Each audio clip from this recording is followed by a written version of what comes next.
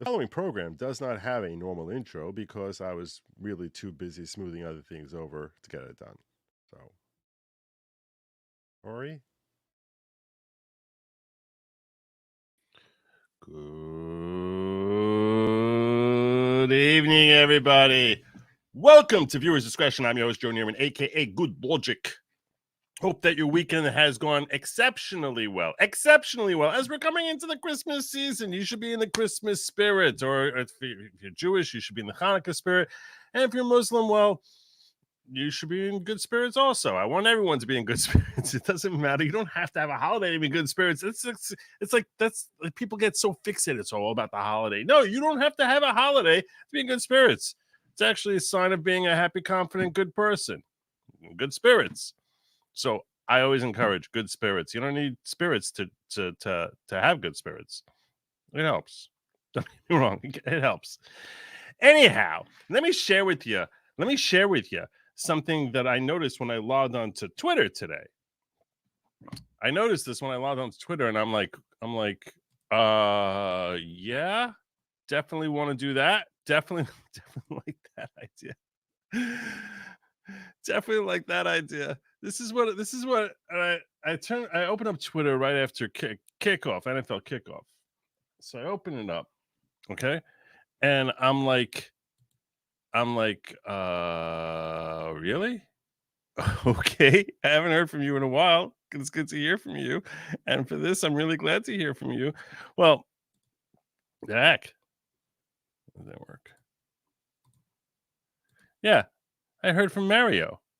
It's not really Mario. It's like his producer or something like that. I don't think it's really Mario. Mario Norfolk, controversial individual who I happen to have a healthy relationship with. For one reason or another. I've contributed on his spaces before, and I see this little DM from him, which says, "Hey, we're hosting a space today at 1 p.m. Eastern with Alex Jones. And we expect the space to be as massive as this would be his first activity on X." I was like, heck yeah, it's going to be massive. Would you like to join the panel? Yes, definitely yes. Yes. No hesitation, no reservation, no hesitation or resitation. I'm like, please keep the space confidential for now. Rick is the producer. Okay, so what do I give him? I give him a yes. Now, granted, he sent that at 10:47 a.m. and I didn't see it till 1:06. And as soon as I saw it, I'm like, yes. Now, they had just started. So I went in there, kicked out a request. And at the time that I got in there, they were like 3 minutes into it. Alex Jones was in there under a different name, like Chase Geiger or something like that, who follows me. I don't even know who Chase Geiger is, but apparently he's friends with Alex Jones. And I'm like, okay, let's do this. And then I've got Lady Lawgic, and she's pushing me about the fact that we're supposed to be like in Brooklyn, in Queens for like a Hanukkah party. And I'm like, this is not going to work today. This is not going to work. And I knew she doesn't want to hear about Twitter Spaces. I was like, this is not even a conversation. I can, as soon as I say the words, the eyes will roll. She'll be like, this is not, no. And I'm thinking this is going to be so freaking huge. There's 29,000 people. Normally he has really big spaces in general. He's 8 to 11,000 people. There's 29,000 people. 15 minutes into this thing, I was like, oh my God. And Alex Jones is talking there in his classic Alex Jones voice. And he was, being Alex Jones in ways that only Alex Jones can be Alex Jones. And I mean that purely as a compliment because the dude is entertaining as hell. And I was like, this could be significant exposure to people who offer a lot of exposure. I was very excited by it, but it didn't happen. Nothing happened. I sent out on locals that I was invited to the stream, sent a little screenshot of my little screen grab of that request. And the reason I took a screen grab is I was like, I have a feeling I'm not going to end up making it onto the panel. And then I don't want people to think that I'm just making up that I'm getting on the panel, like without basis. Because so I was like, look, I've been invited to this panel. I really don't know if I'm going to make it in there. And I didn't. Apparently I'm not sufficiently well known to make it into that panel. Not today. Tomorrow, perhaps, but today, no. Today, no. So anyhow, sure enough, who ends up coming in there? But none other than, I don't know, Elon Musk, Patrick Bet-David, the Tates. I was like, yeah, they're probably not. They're a little bigger than they're probably not going to get in there. I'm not going to get in there. So I don't know if I would have gone in there anyway, even if Lady Lawgic hadn't asked me to get my butt in motion. But anyhow, so the conversation apparently was really stimulating, and ultimately it went for like 2.5 hours, and ultimately it turns into like an interview where Alex Jones ends up interviewing Elon Musk in the space with Patrick Bet-David and the Tates and Vivek. That's another individual who happened to be there also, apparently. So at least according to Mario's billing of it. So, Matt Gaetz. Another dude just happened to pop on in there. It was basically a star-studded affair. It was a star-studded affair that I just missed. Anyhow, it's time for us to play the recording and check it out. That's what we're here for. So let's do it. Can't DM you an invite. I think propagated yet. I'm not an IT guy. I think the code hasn't propagated because I'm still locked out of a lot of features and a lot of things, and I was unable to get verified today until Jack Posobiec called some folks he knew at Twitter, and they were able to even allow me to get on the Twitter. So I'm here, and as soon as they fix that glitch, I'll be glad to call in from my phone. But for now, I'm with Chase Kaiser. Yeah, and we've just got Jack up on stage as well. He just came up now. So Jack, we appreciate you trying to fix. So what happens, Alex, when you try to join the space from your account? You can't see the space, or it doesn't allow you to join? Wow. Did you hear me, Alex? What happens? So when you try to join, does it just not show? You guys can hear that, right? You guys all hear that stuff. The space, or you can't click and join? No. It lets me begin to join, and then it sent me an error message saying your account is banned. I have a screenshot of it. Oh, wow. Okay. It could be just technical. Alex and Tucker was a great interview. I thought about watching it. It's an hour and 16 minutes long. And I had a few people who asked me to watch it. I'm not going to kid you. I did have a few requests for me to cover that one. And it's like I saw the subtopics. They sort of broke down subtopics on it. And by the way, remember, for 8 months, you go old drill sergeant. So I'm going to give you one of these just so that people can know I appreciate it. I'm like sort of torn about it because most of the topics that were there are topics that I was just like, I don't know, they're talking about food. I'm like, I was just like, but a few people are telling me it's a great interview. I don't know. I'll see about whether or not I'm going to end up covering it here. But I appreciate the heads up on that. And yeah, you're not the first one to push me toward it. And it may happen yet, but this was to me more interesting. Well, first question that I have for you, we've got a pretty incredible panel. A lot of people that you probably know. We're going to go to the panel in a bit as well for questions. But first I want to applaud you for coming here. You could have gone anywhere, but you came on a platform that we ask the hard questions. We always try to represent all sides of every discussion and avoid echo chambers. And that was the first place you came on as you got reinstated on X. So I want to applaud that step. First question that I have for you: how does it feel to be back? Well, I've got to say it's not about me. It's about everybody having the courage to stand up for free speech, particularly Elon Musk, Tucker Carlson, and others.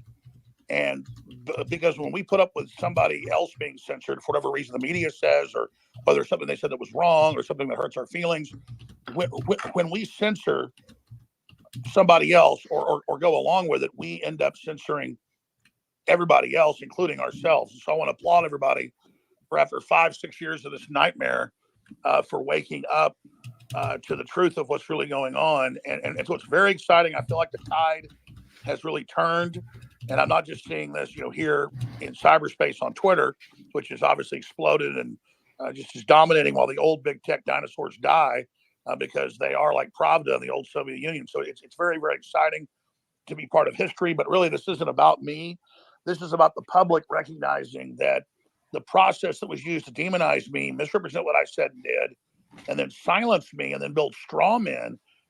Once they silence, and he's right, it's not about him. It's really not about him. It's much more about the fact that what he represents terrified them so much that they revealed what they would do to anyone who would be there, who would have the megaphone speaking out opposition to them. You off all major platforms, they're able to then steal your identity and then turn you into something you weren't with edited clips and out of context stuff. And now even everybody's experiencing it who's prominent. I don't know who Calicanis is. Do you guys know who Calicanis is? That Mario thinks is someone who's like worthy of billing up there with, you know, PBD, Gates, Tates, etc. Because am I just missing that out with these deep fakes? So that's why it's so important that everybody have a voice, even if we disagree with them, because we need to hear what they actually have to say in real time, especially in this so connected world, because this is the real discrimination of the future with these social credit scores and AI systems, is using excuses to block humans off the web, but then giving bots free reign. That's another visionary thing that Elon Musk has done, is declare war on the bots, declare war on robots that are stealing the identities and masquerading as humans. That's really critical. So one thing I did in a post today, and I think Tucker was the first one to do this, and not only calling you the most censored man on the planet, he said that you were, I think, the first major personality to be censored by big tech. And he told a story on how Tim Cook had a meeting with other platforms in 2017, end of 2017, and they made the decision to censor you not only from social media platforms, but that included your bank account, that included everything. Can you tell us more about the platforms that censored you, the excuse that they gave, and the experience that you went through? Absolutely. I think that was back in August of 2017, 18. I don't remember the exact date, but it was in August. And I normally get up at about 4 a.m. So I got up, got a cup of coffee, turned the computer on, and I had hundreds of messages saying it was just announced you were banned. And Tim Cook said, yeah, we had our weekend meeting, and I met with the other heads of big tech, and we decided to curate like it's a museum, and I'm a museum piece that he just took out and put something else in there. Yeah, it's such a cold language, curate, isn't it? There, you know, a nice word for liquidating. And then they really didn't have excuses for why they did it. They used some really, really strange excuses that I was rude to a CNN reporter, Oliver Darcy, and that I'd also beat up a child in Missouri because the guy looked like me, but it was on ABC News. And it was just really, really, really flimsy reasons. And then I was taken off. We lost most of our software that we were already paying for. We lost our shopping cart software. We lost the sub software. We lost LinkedIn. We lost over 100 things. And then we lost our banking. We launched our credit card processor. We lost over 100 things in the next week or two. And it was really, really intense. And then. And think about how coordinated that is, right? I mean, think about how ridiculous, how freaky that is. Then they had, we later learned, I'm not going to say names or even get into it because that's what they want's attention, but we learned there was a big power. And yeah, he's acting under the name Chase Geyser. I don't know who Chase Geyser is, other than the fact that he was following this guy. Chase was someone who was following me on Twitter, but I don't know who Chase Geyser is. He's obviously a friend of his who allowed him to use his account, because at this stage his account, which is Real Alex Jones, was not up and running. It is up and running now, though. Powerful New York PR firm that actually does the PR for the UN and also for some of the CIA operations. And that's really what we're talking about here. You can see over here who's talking. And then they went and dredged up stuff in my timeline out of context, blew it up times a million, and then said that I was currently doing things I'd never done, just outrageous, horrible things. But notice, never proof, never a clip, never a video, never anything. And so, other than like 3-second clips out of context, so I was unable to defend myself. And so they were able to then create this new Alex Jones. But then I was very blessed over the next 5 years. The public really on their own, because they kept demonizing, kept attacking, sometimes thousands of articles a week, hundreds of TV programs a week. I'm not exaggerating. I mean, AP articles syndicated in every newspaper in the country at least once a week. And Daily Mail attack pieces every week, just thousands and thousands and thousands of articles. Like I was a third world country they were about to invade. There was that much propaganda, but it wasn't as they were really that scared of me. They knew, in documents that later came out, that once they used me as a training tool, like a chew toy for attack dogs, that once the public got scared, that chills didn't everyone. defend me, and self-censored and didn't promote me, then they can move on to everybody else. So I was simply the first big domino to fall. And then once they did that, it's not just that, it's sort of, the idea is, it's basically it's a shot across. It's basically showing that anyone is ripe to become the next Alex Jones. So you're susceptible to basically losing everything that you've worked so hard to build unless you tone down your rhetoric. Rhetoric is the wrong word in that context. Unless you tone down your messaging, they would call it rhetoric. They would phrase it as tone down your rhetoric, but they mean tone down your messaging, which is because they don't want your megaphone to grow. They were able to take the whole thing over. And since then, they had NATO summits 5 years ago saying, we got Alex Jones, and now we're going to get everybody. We're going to basically shut down left, right, everybody. True. We're going to bring in total control. The internet will soon be like Netflix. There'll only be approved channels and approved programs. These are quotes. And so I was there on still some talk radio stations on my own website, Infowars.com, desperately trying to explain, look, they're having congressional hearings about AI censoring people. They're having EU and NATO meetings. Here are the documents. Here are the videos. And they were so confident then because no one was talking about it in cyberspace and it was just little pockets talking about it. So they got away with it. But then they got so arrogant with the Hunter Biden laptop. They say that he claimed that today's Twitter Spaces had 8 million views. I saw it had 6 million, but that doesn't mean 6 million listens. 6.7 million tuned in is what you see up here. He claimed 8 million views. Maybe it was views, but still only 6.7, because the views are just anyone who saw that it was there as opposed to necessarily tuning in and listening to it. But 6.7 million listening to it that's crazy high. Top and with what we saw in the build up to 2020 and after that, and then they censored so many tens of millions of people, really more than that, and removed billions of posts on questioning COVID origins or questioning the Libya pullout or questioning open borders, that it just infuriated the public because they went too far. And then people went back and said, oh, well, what happened to Alex Jones? And so they basically dug me up, exhumed me and did a autopsy and found out that I was just the first test subject. And so quite frankly, I'm just very honored for everybody's support and people seeing through this. I'm certainly not perfect, but 99% of what people hear about me is not true. It's the same thing they do to Elon, where he says nice things. And then they lie and say, Elon Musk just said this. And then you spend an hour trying to find where he actually said what he said. And you finally find it. And it's the opposite. And so I'm telling you, folks, that's what they do. They completely twist everything. And I think so many people got a large serving of what I had that there was a lot of camaraderie. And quite frankly, everybody are veterans. I wouldn't call us victims, but we're veterans of real information war now. We've all had a real chance to experience it. And so it's a major tide turning point. I know that like a poison battery, they charged me up with so much negativity, such a straw man lie, such a horrible, terrible demon that Elon knew that if he brought me back early, I think that would have been too far because the public wasn't educated yet and he had to free the rest of the captives first. But I think as more evidence came out, he made that bold move because it's really a fuck you. Just like he said a few weeks ago at the New York Times, that these people there's never enough censorship. You never can bend enough to them. You never can compromise with them. They never compromise with us. So you finally reach that, well, fuck you moment. Fuck yourself moment. Go fuck yourself. And so I think that's the shot heard around the world. I think that was the final tipping point where the tide completely turned. When Elon Musk said, go fuck yourself, you can mark that day as a shot heard around the world in the info war. And when we turn the tide.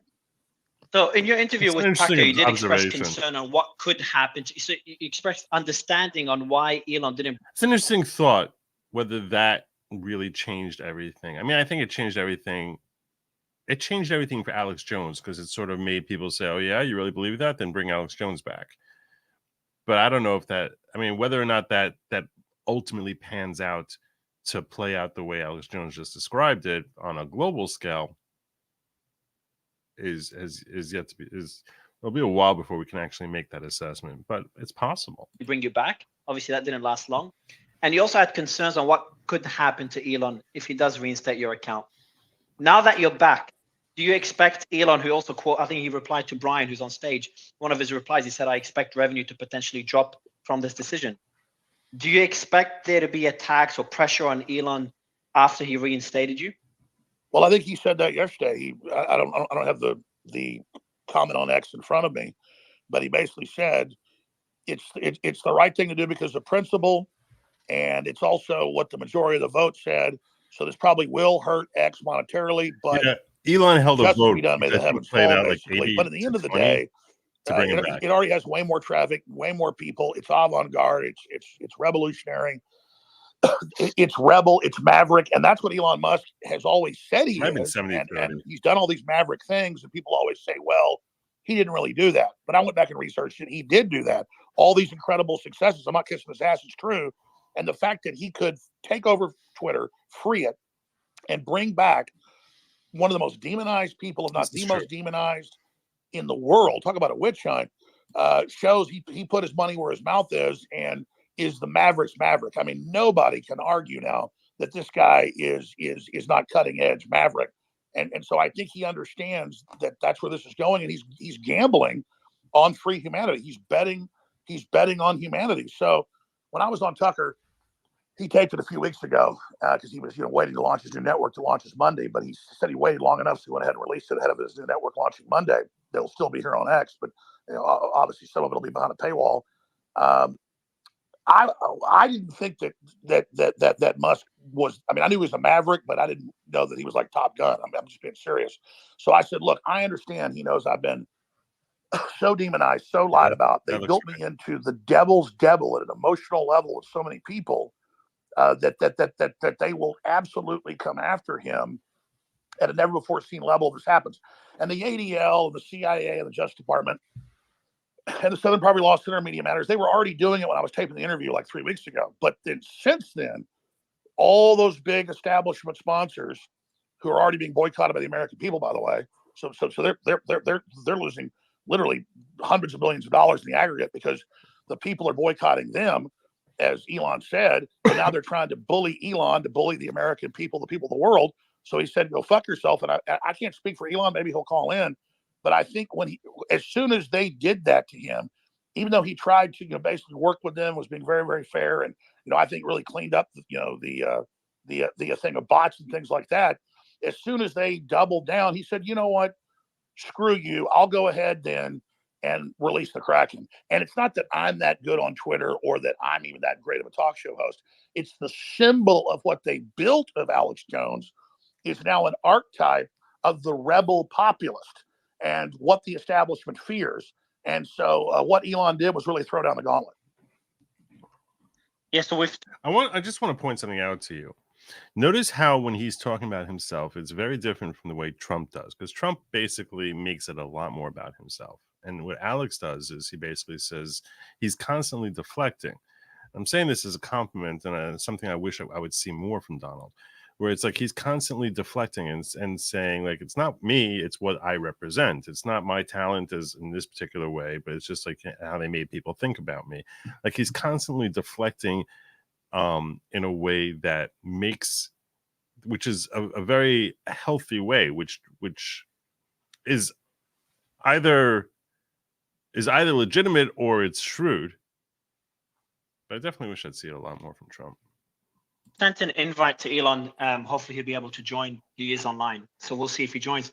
But do you think it's enough? And I'm focusing heavily on censorship because there's a lot of things we're going to discuss here with us for a while. But I'm focusing on this because I do think it's one of the biggest threats that people are not paying attention to. To have a small amount of, to see what happened to you, to what happened to Tate as well most recently, a small group of people that can make a decision to not only deplatform someone, but essentially almost wipe them out from existence. Now, obviously, X and Rumble are making that difficult for them. Is a threat to democracy, something that people are not talking about, and something that hasn't stopped. But do you think it's enough what Elon's doing and Rumble's doing on a much smaller scale? Absolutely. I mean, what Elon Musk is doing, and I'm not trying to gush here, but it is 1776 2.0. It is grand. It is amazing. You asked the question earlier, is he in danger? I think Elon's dad is right. I mean, if you don't think Trump's in danger for what he's doing, and I'm not saying he's perfect, but he's definitely anti-establishment, you're crazy. If you don't think Elon isn't in physical danger for what he's doing, he is directly taking on the old, rotting, corporate mega bank BlackRock establishment. I was still there. He's trying to bring in a world government, cashless society, social credit score, ESGs, all of this. And he's trying to create, as he said, an alternate plan for history. But instead of forcing it down our throats, he's trying to offer people to come to the table, and all of us collectively, through free market competition, add our 2 cents and build something that's America 2.0 or America, intergalactic. I just reduced my font so you can see like who is on the panel sitting there at this point, and there's me trying to get my way in there at this point. But yeah, not making it to the panel. Doesn't happen. I don't.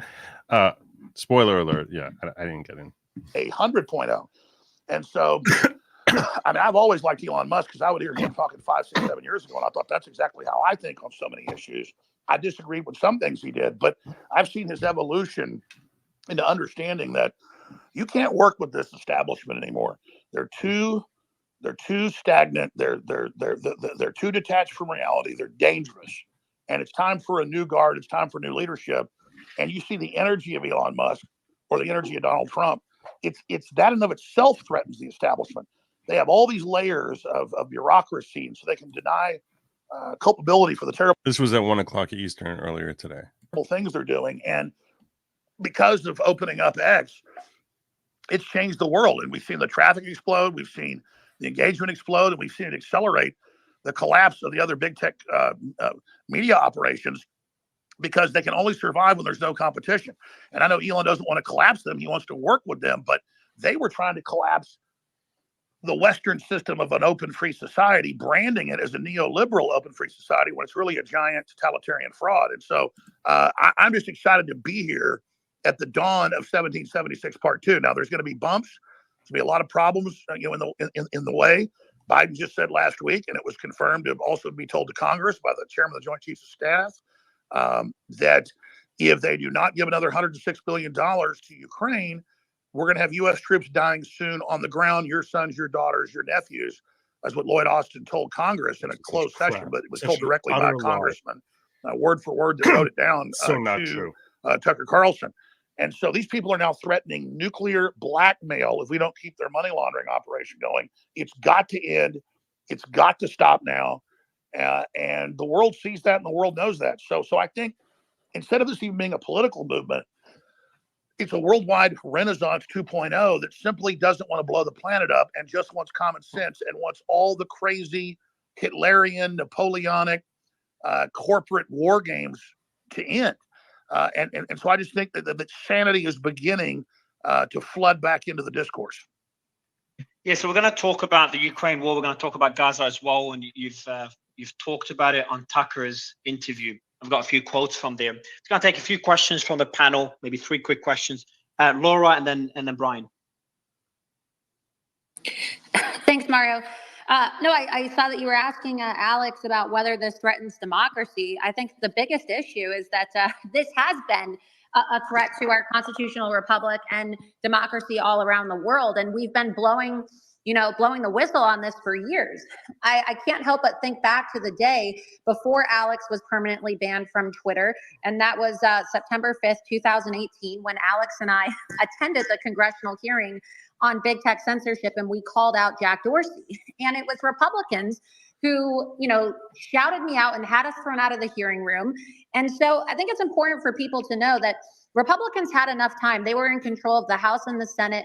And Trump was in the White House when Alex and I were trying to warn people about how this would impact our elections, how this would impact our ability to have open discourse. And when we were, screaming from the top of our lungs about how they were going to shut down people's bank accounts and use big tech to steal the election, with Yael Roth sitting in the front row with Jack Dorsey, it's all on video. Okay, they called us crazy. And Laura, let me just back you up on this.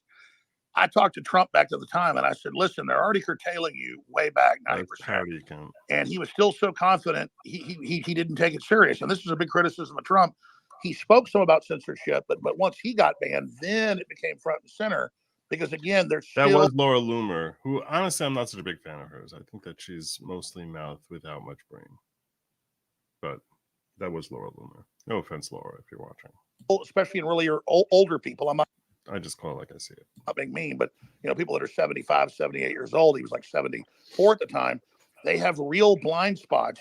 And I mean, remember just a few years ago, they would have congressional hearings and Google would lie to the telecommunications committee and say, no, we don't track anybody's phone. I want to retract that. I want to say she's too much mouth for the level of brain. That's a more accurate. I'm not saying she's got no brain. I'm saying it's just the mouth to brain ratio is out of whack. That's what I mean. Phones or locations. And they'd say, okay, good. I heard that. And Congressman would say, why does it pop up on there? Where's that coming from? So you've got people that are dinosaurs when it comes to tech who don't understand any of it. And you have a judiciary. That's not being mean, because I'm not saying that she's a complete idiot. I'm saying that I'm not trying to be mean. I'm simply saying very limited intellect. Okay, that's worse. Whatever. There's a lot of mouth. It's the same.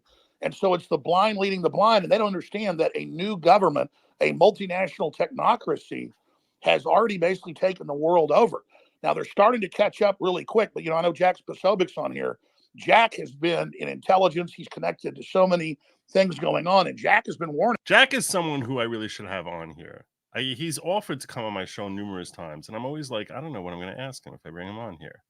Like, and when I talk to him, like we actually have normal conversations, but it's like, I'm always like, what am I going to ask him? Okay, so now he's here. Now what? I actually try sort of plan ahead. If some of you have thoughts about what I would be asking Jack Posobiec, what you want me to ask Jack Posobiec about, I happen to like him. I think he's actually pretty smart. I think his brain to mouth ratio is far more in balance. For 6 months that Biden would threaten physical war right before the election and use an expansion of that war to try to cancel the election or stay in power. And now. Oh. Alex, you there? Did he drop out? Oh, where'd he go? Oh, I'm right here. Can you hear me? Oh, yeah. I think you got a call. Yeah, go ahead.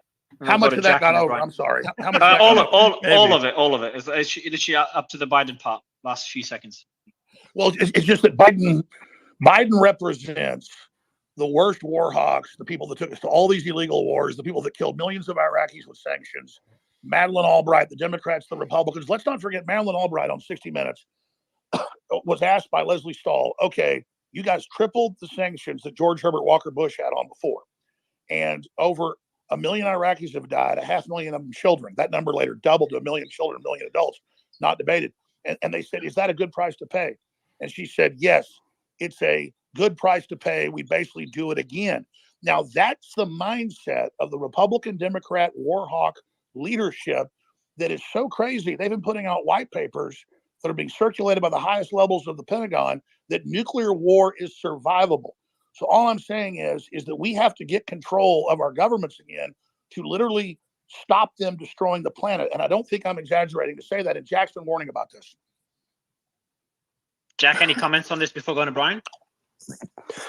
Yeah, hey Mario, hey Alex, great to see you back here on X in its new iteration. And I do think that because we face such a complex and unique series of threats right now, one of which I would include, and I would not put it beyond this current establishment to find an excuse to, as we saw in 2020, they used the crisis of COVID to change the way that we hold elections fundamentally in the United States, right? That's without question. They did do that they would look or seek for a crisis on a military, right? On a military footing to, whether it be Gaza, whether it be Ukraine, whether it be a crisis involving the Taiwan Strait, whether it be something else that we haven't even talked about at this point, to then go in and find a new way to put controls on our election. Because look, I was with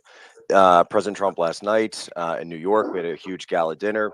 and we talked about the importance of this next election and how it really plays into the censorship and these ideas of what the I guess I could talk to what the ability of the distribution channels of truth are. And so whether or not you have someone who has an opinion on, oh, okay, I'm a Trump supporter, I'm not a Trump supporter, I'm an Alex Jones supporter, I'm not an Alex Jones supporter, I'm pro-Ukraine, I'm pro-Russia, I'm pro-Israel, I'm pro-Gaza, whichever it is, if you don't have one central hub, as Alex just said, that's allowing for these ideas and allowing for this information to be disseminated, and you've got people that decide that they can put their finger on the trigger and take out somebody like Alex Jones, who was the first one to do this. I mean, Alex, I was with you the day that this happened down there in Congress. That was the picture I posted of the two of us, because this has been the problem since really 2018. And if Trump hadn't, because people need to remember what the internet was like before Trump won the election. It really was when Trump won the election, because you had the head of Google go up there and say on election night in an internal meeting, and Alan Bakari at Breitbart has the video on this, said, we will not let this happen again.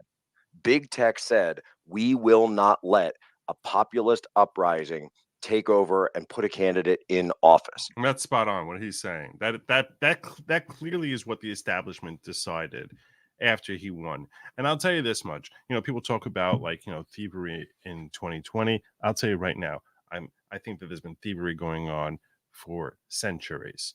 I mean, and I think anyone who thinks that there hasn't been thievery going on in varying degrees in different locales, but I think that thievery in varying degrees, and I don't mean thievery like a handful of votes, I mean literally stealing.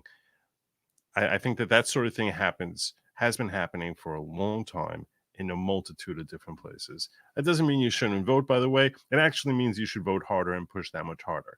Because what we saw in 2016 was that they didn't account.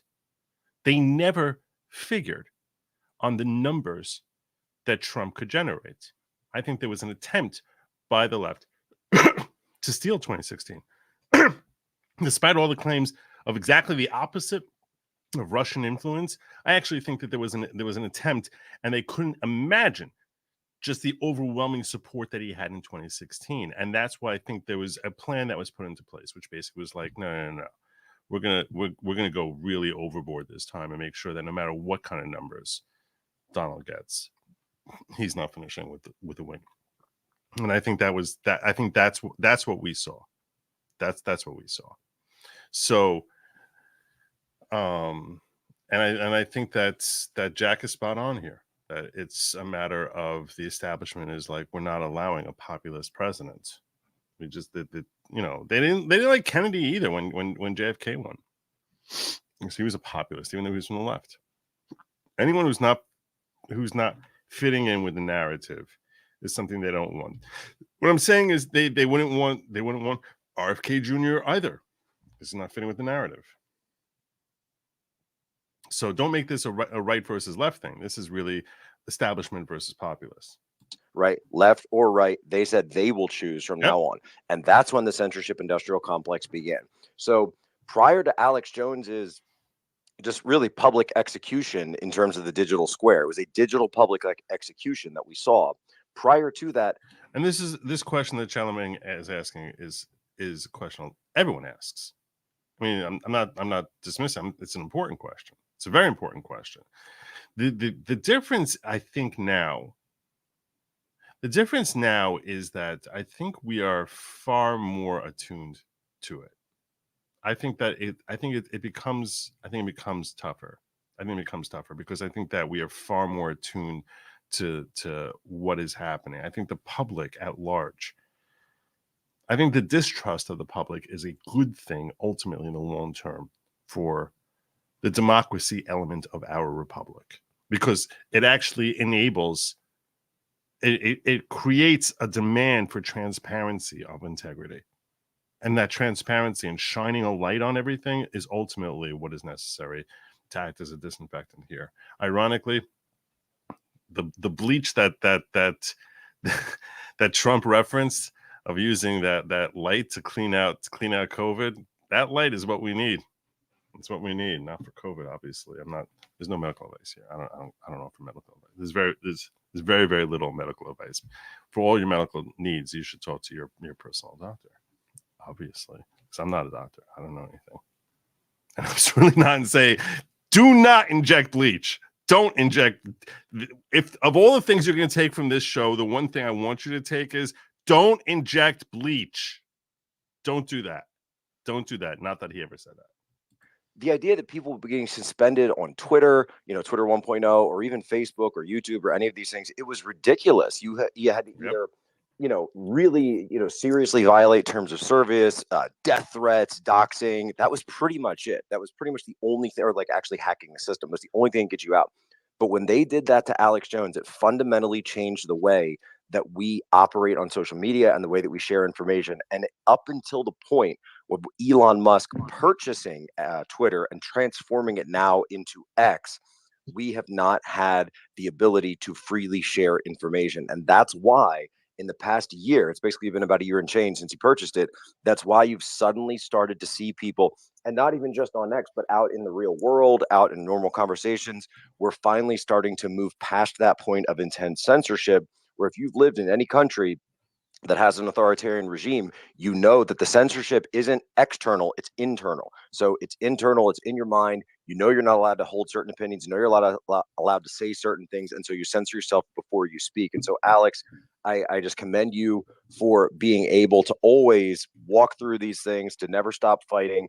And then, really just, you have to look at Elon Musk and say thank you for what he has done. $44 billion of his own money, his other companies, his stocks, everything that he's going through, having to leverage to be able to give the world this a real gamble betting on the people. And that's just one small point to throw before I forget about it, because I was asked the question earlier, how I've dealt with this. Again, I literally don't say this to sound like I love everybody and I'm this gracious guy. This is not about me. It's about all of us. But once you get censored and once people are scared to defend you, they can lie about you, they can attack you, they can demonize you. But more importantly, I was then used as a tool to scare everybody else and say, look what we did to Alex Jones. You better behave yourself or we'll Alex Jones you. And of course, that's not me. No, maybe it is me. What happened?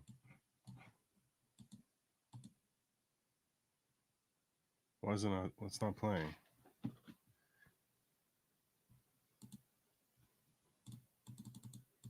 Well, that's not good.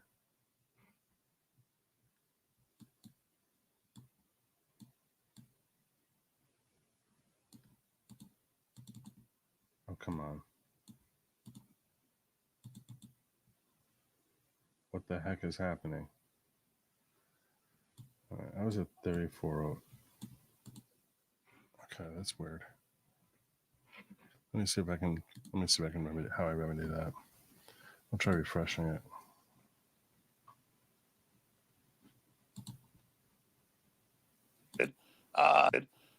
And they're not going to surround all of you. So these totalitarians were carrying out a tried and trusted formula. So another example of someone that's gone through the same thing is obviously Andrew Tate, which you retweeted earlier. We've got Tristan on stage. Tristan, we've got Alex Jones back on X. Would love your thoughts on your experience getting censored, and congratulations on finally being able to walk free.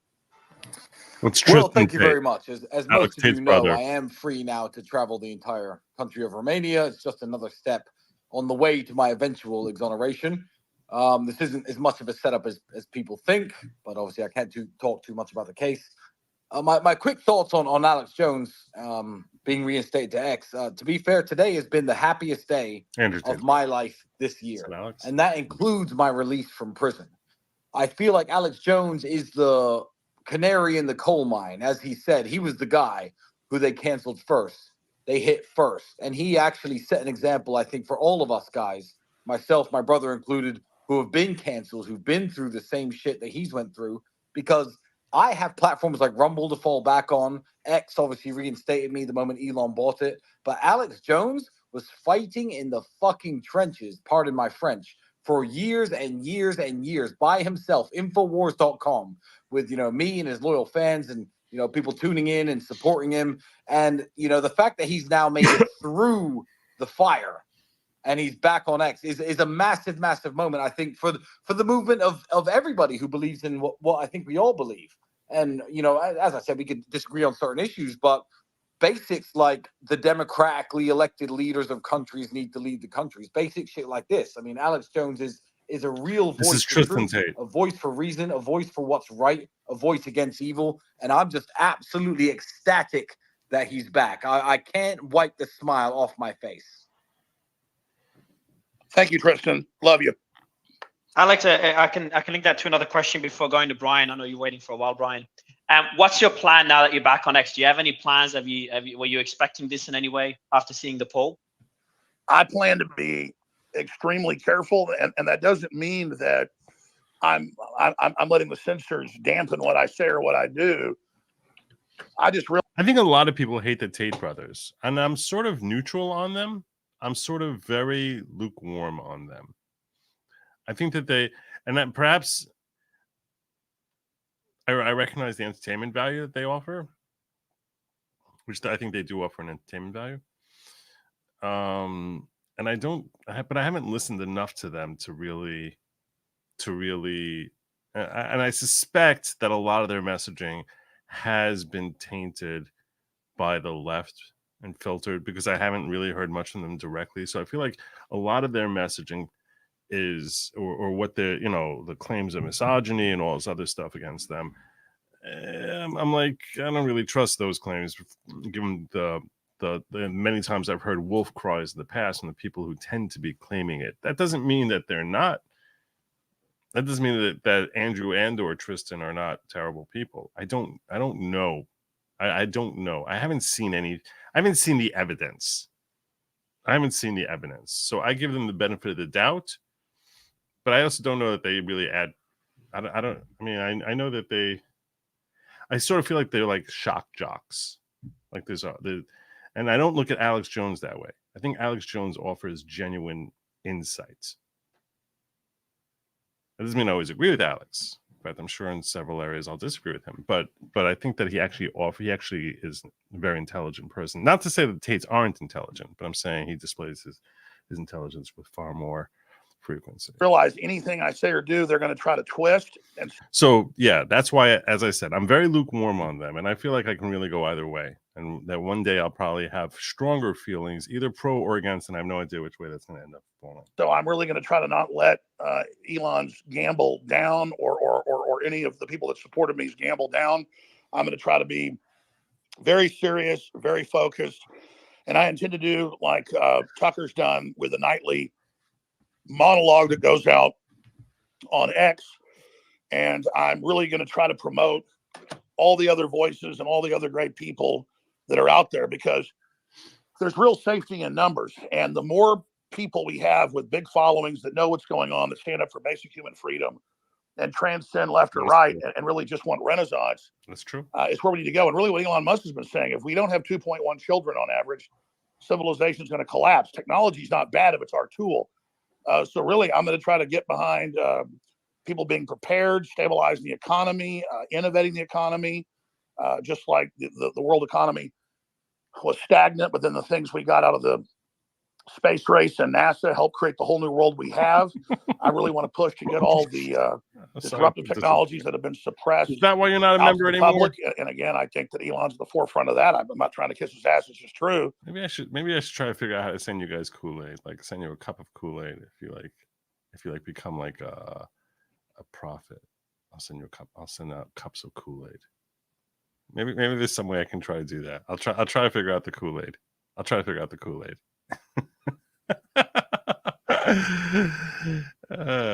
Just inching ever closer towards the cultier type of cult. And so I'm really just going to try to push for peace and justice and transparency and unity. And I'm not going to try to do the clickbait and, buy into the Carnegie and CIA groups that are trying to create racial division. And I'm not going to try to get into the whole Russian-Ukrainian division or Hamas-Israel division. I'm going to try to show all the sides of it and just try to find the common ground for peace and justice into the future, not to rebrand myself, but to show people who I really am. Because sure, I was big on hundreds of radio stations and to my own audience, and people would still just see the little clips that would go viral, the more hilarious or extreme or even satirical things. And so now I'm going to really try to get my identity back, really from a selfish position too, because it's hurt my family a lot. So I don't care much about myself, really.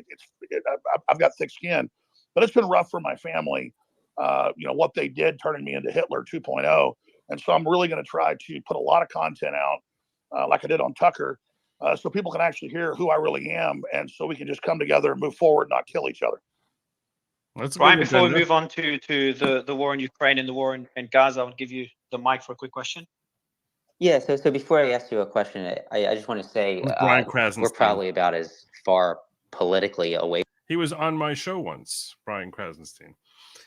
And I've met him through these Twitter spaces, and I had the opportunity to actually interact with him and question him, and have a debate with him. It was actually it was a conversation that sometimes I do a show that I feel like this show that I'm before I do it, I'm like, it's probably going to be low on the content, but it's a show that I feel I want to do. Like I feel like I want to create dialogues like that. I want my audience exposed to that, and that's one of the things that I try to do sometimes. Like I said, like this show, like I knew walking in, I was like, this one's going to be kind of quiet, but that's okay, because I think it's important that what I'm doing here is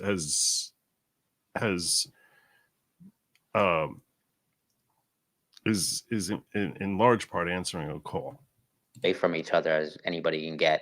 I disagree with you on probably so much, but yeah. I think dialogue's key, and I think I even advocated for your banning at one point, probably like 2017 or something like that. And when we were banned in 2019, you were literally the only person to actually speak out for us. So I thank you for that. So and yet he still doesn't learn the error of his ways.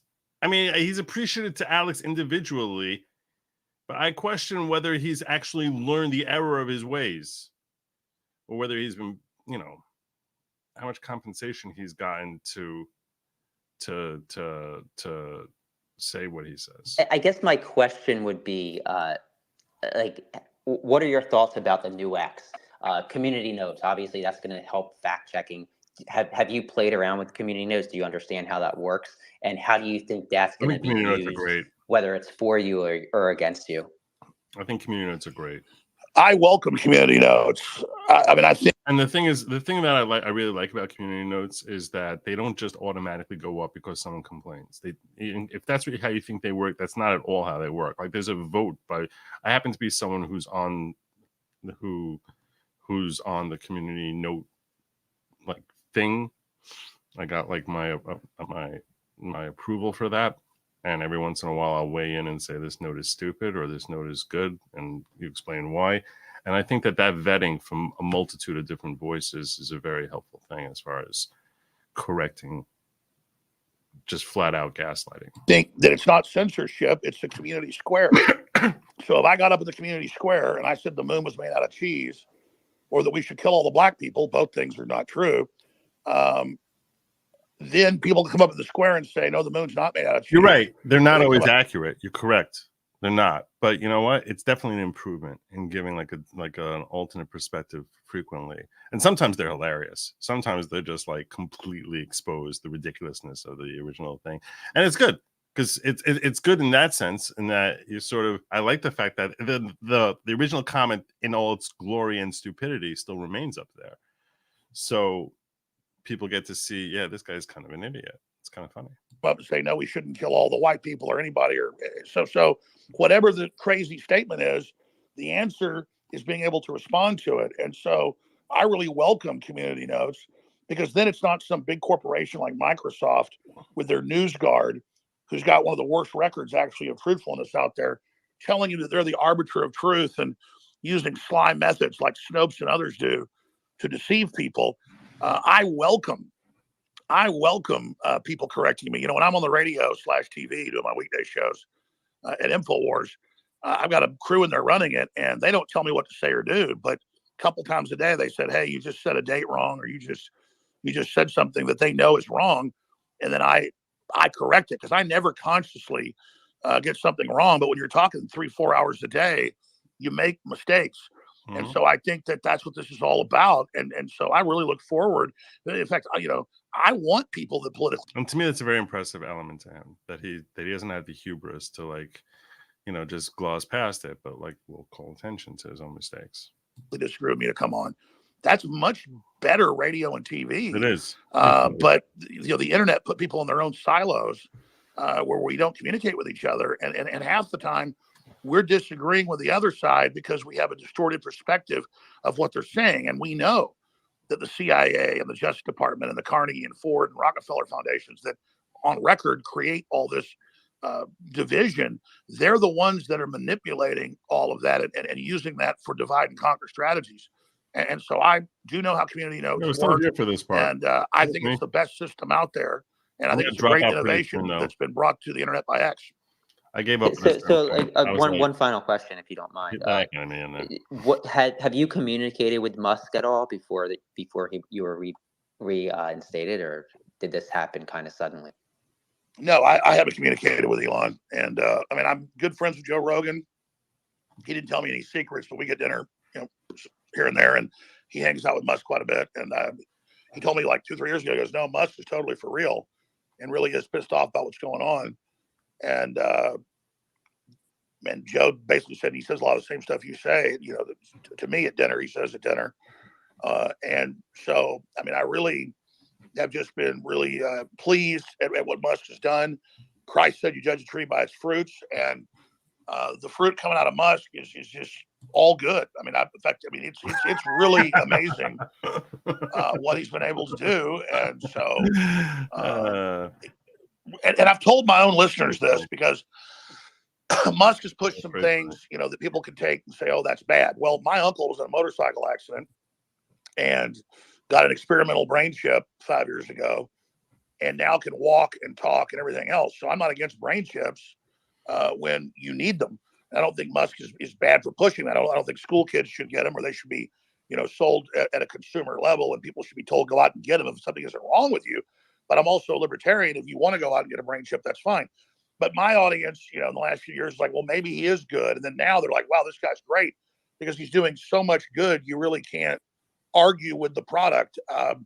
And that's why the establishment's after him. And that's the final thing, somebody's good when the very corrupt, evil establishment is after him. So, I wouldn't call myself a Musk file, but I'm certainly a supporter of his main agendas that I see as very, very healthy and transformative and empowering for the species. Yeah, and Musk said it himself in a reply to you, Brian. I'm just trying to find the quote here, but essentially, he says something along the lines of, "I might disagree with a lot of what Alex says, but this is what free speech is all about." And also another thing you mentioned, Alex, about Musk's safety. One of the first things I think it was the first time he came on this show, or the second, one of the first two. He said something along the lines of, if something happens to me, just remember, I will never commit suicide. So it just kind of highlights the concern that many have, just based on a lot of the decisions that he's making. YouTube, this is one of them. But on the discussion, we have. YouTube, go ahead. YouTube, that's really important. Stink. Trump will never commit suicide. I will never commit suicide. Elon Musk will never commit suicide. Andrew Tate will never commit suicide. None of us will ever commit suicide. Jack Silver won't commit suicide. Steve Bannon won't. That they don't want to turn us into martyrs. They either poison you, or they come to a murder, suicide, kill your wife, kill you. That's a known deep state tactic. And so absolutely, if they gun down Elon Musk, that only makes him bigger. But he's such a threat, they might do it, even though it makes him into a martyr, because they know there's not leadership to replace him. So absolutely, it's very important he get it on record that he will never commit suicide. That's why Trump will, be randomly driving down the road and order Secret Service to pull over at a hamburger place. He walks in and says, "I'm buying hamburgers for all of you." He stands right there at the counter and watches it made, has them deliver him the bags, and then he randomly grabs one. And I'm not going to get into inside baseball, but the kind of stuff they were doing to Trump early on, and I first broke this, and later it came out that he thought this too. They said, "Oh, Trump's crazy. He thinks they're putting, stuff, sedatives in his food." Early on in the White House, I've been told by high-level sources that he did indeed believe that was happening.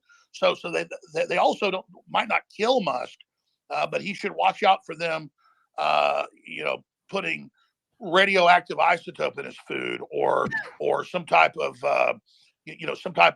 tranquilizer that builds up in the blood. I mean, this is the real stuff that these intelligence agencies that think they own us have done around the world. So people better watch out. And you're talking about one of the most powerful people in the world and the richest man alive. So kind of highlighting that the amount of influence or power they may have. Talking about the intelligence agencies, you did talk, and we do have Jackson on stage who's been very vocal about the war, and Laura as well, who's been vocal about the war in Gaza. He's been bought. You said something on the Tucker Carlson interview. He's been bought. There is no way Jackson Hinkle, who's some lunatic, lying bastard, who's like seriously. He's anytime there's any sort of like fake news out there, he's screaming about it and will never retract. He's the exact opposite. So yeah. I have zero respect for Jackson Hinkle, and he basically his following has exploded since October 7th because he's been spreading just ridiculously, obviously fake facts or fake facts. The best intelligence agencies in the world didn't know this was coming, and you're referring to what happened on October 7th.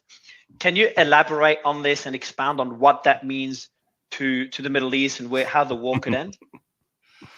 I want to be 100% clear. Israel's a diverse political group. They were basically in a soft civil war. So when I criticize Israel, it's not me trying to get points against Israel I don't know what his take is on this whole situation is. I'm a little curious what his take is, but so I have no idea what he's going to. I remember him talking about this vaguely, and I know that he's basically going to claim that Israel knew that this attack was coming. I'm curious what his source is on that, because I don't think he mentions what his source is, and I tuned out shortly after this. Points against I didn't hear all Palestine, the Palestinians. It's just a fact. I did that Tucker interview before the New York Times came out and said Israeli military says they knew 1 year before of the attack and the plans. And now we know there was insider trading. And so we're not. You want me to play Ace Attorney? I saw you mention that on Locals. I don't know what Ace Attorney is, but I'm going to see. I'll look into it. Okay. That's what I'm saying. I'll look into it. And if I think it's something that would make for good content for me to actually spend time doing that. I'm not a big fan of watching creators play games. And I know that there's a whole industry of people who basically make tons of money playing games that they're really good at. But I wouldn't assume that I'd be really good at any game before I actually know what it is. I'm simply saying, if I think it'll make good content, I'll do it on air. I'll take a look at it. Okay. And I never heard of it until you brought it up on Locals. So, but I'll check into it. Not sure who in the Israeli government didn't get the news to Netanyahu or whether he did know, but 100%, there was a 7-hour at least stand down with attack helicopters 10 minutes away by air. Israel has over 300 of them, including almost 100 Apaches and Cobras, fully loaded with weapons at any one time. 5 attack helicopters could have been there when the first calls came in, but instead retired military officers from as far away as Tel Aviv North drove 45 minutes. But then the question comes like, okay, so why was that like a military? There had to be a discussion about like why it took so long. And yeah, there should be an investigation as to why it took so long. That doesn't mean that it was nefarious. I mean, it could be that they were worried that going in there would lead, it would be the same thing like if you charged into a bank which has hostages. It's not always the best strategy as far as keeping your hostages safe. So I don't know. I think that we definitely that the world deserves an answer as to how Israel responded on October 7th. I think that's a fair thing to ask questions about. But at the same time, I think that the tidbits that he's using has been latched onto by a lot of people who have no interest in actually searching for truth and just have an agenda as a basis to imply that there was something covert that was happening, which I don't really understand. Like it's kind of ridiculous to think that this would never be investigated. It's like such a stupid thing that It's like, because it's not it's an obvious question, and the fact that it's taking so long is something that the world obviously would take note of. So to just say, oh, this is going to be a strategy to give us an excuse to bomb the heck out of Gaza is kind of ridiculous, because that's going to ultimately be exposed, and you don't need to have the delay to have the excuse to bomb Gaza, because as soon as the attack started, if that was the agenda, meaning if the agenda was to have an excuse to go into Gaza, well, then you wouldn't need to have the delay. Once the first attack happened, if 300 people died, it's at a certain point, as far as creating PR, once the attack happens. They don't need to have 1,400 people dead. You know what I'm saying? So like, I try to think this through rationally as far as like, okay, so what do we take from this? But to an hour let's south, Alex talk about it. To try to stop the attack. And so it is a fact that Israel stood down, and Netanyahu said, well, let's investigate it after the war is over. Well, now he's saying it's going to last 10 years. So there is something rotten in the state of Denmark. That's not going to wash. So wait years. Rotten in the state of Israel. It's not going to wash. You have $6 billion sent by Biden to Iran a month before. Iran is financing Hamas through Hezbollah. And so I'm not saying Hamas works for Israel, even though Israel helped set it up in the late 1970s. That's on record. There's some larger global destabilization going on here, so that the Warhawks make more money and have political distractions. So I can understand what we know for a fact is I can understand him coming to this conclusion. But let's let him finish. Israel stood down. We just don't know exactly who or why. And I'll tell you something. I think that's a fair assessment. What he just said, I think it's a fair assessment. And I also agree that if Netanyahu actually believes that he's going to be able to, wait this out until he becomes a great grandfather is ridiculous. I don't think that's reasonable. I have a question for Alex. And Alex, by the way, it was great being on your show about 2 weeks ago. I had a fantastic conversation with you. My question for you is, we look at the Trump administration that's probably going to be forming, and the first Trump administration, he, handpicked, or, they kind of had the Republican Party put a bunch of people in that were deep state appointees that were very pro-war. It wasn't until the end of the administration when we saw more rational minds like Colonel Douglas McGregor begin to rise up. So in this next Trump administration, obviously, I think he's going to be filling the important spots with those anti-war voices, given everything that's happening with China, Russia, Gaza, and all the people that want to go to war right now so much with those countries. But Trump is only going to be in office for 4 years, and then who's next? You're going to have another pro-war spokesperson like Ron DeSantis probably running, and Gavin Newsom. So what's the answer to how we can actually rid these anti-human Malthusian scum from our government? Does Trump have to lock them in prison? I mean, I personally would support that, but what an idiot. How do you think we actually rid this problem once and for all? Well, I don't know if Jack Posobiec's there, but he and Steve Bannon are probably the smartest people on this subject. So if he's still there, please pop in after me. But let me just give you a 35,000-foot view. What you said is totally true about Trump thought, hey, this is like a business. I'm going to come in, bring people in. They're going to do what I tell them. No, Obama signed the Countering Foreign Disinformation Propaganda Act as one of his last acts when he left office in 2017. And he put a stay-behind networks in the agencies, State Department, FBI, CIA, Justice Department, and some think tanks to actually undermine Trump under the auspices of him being a Russian agent with no proof.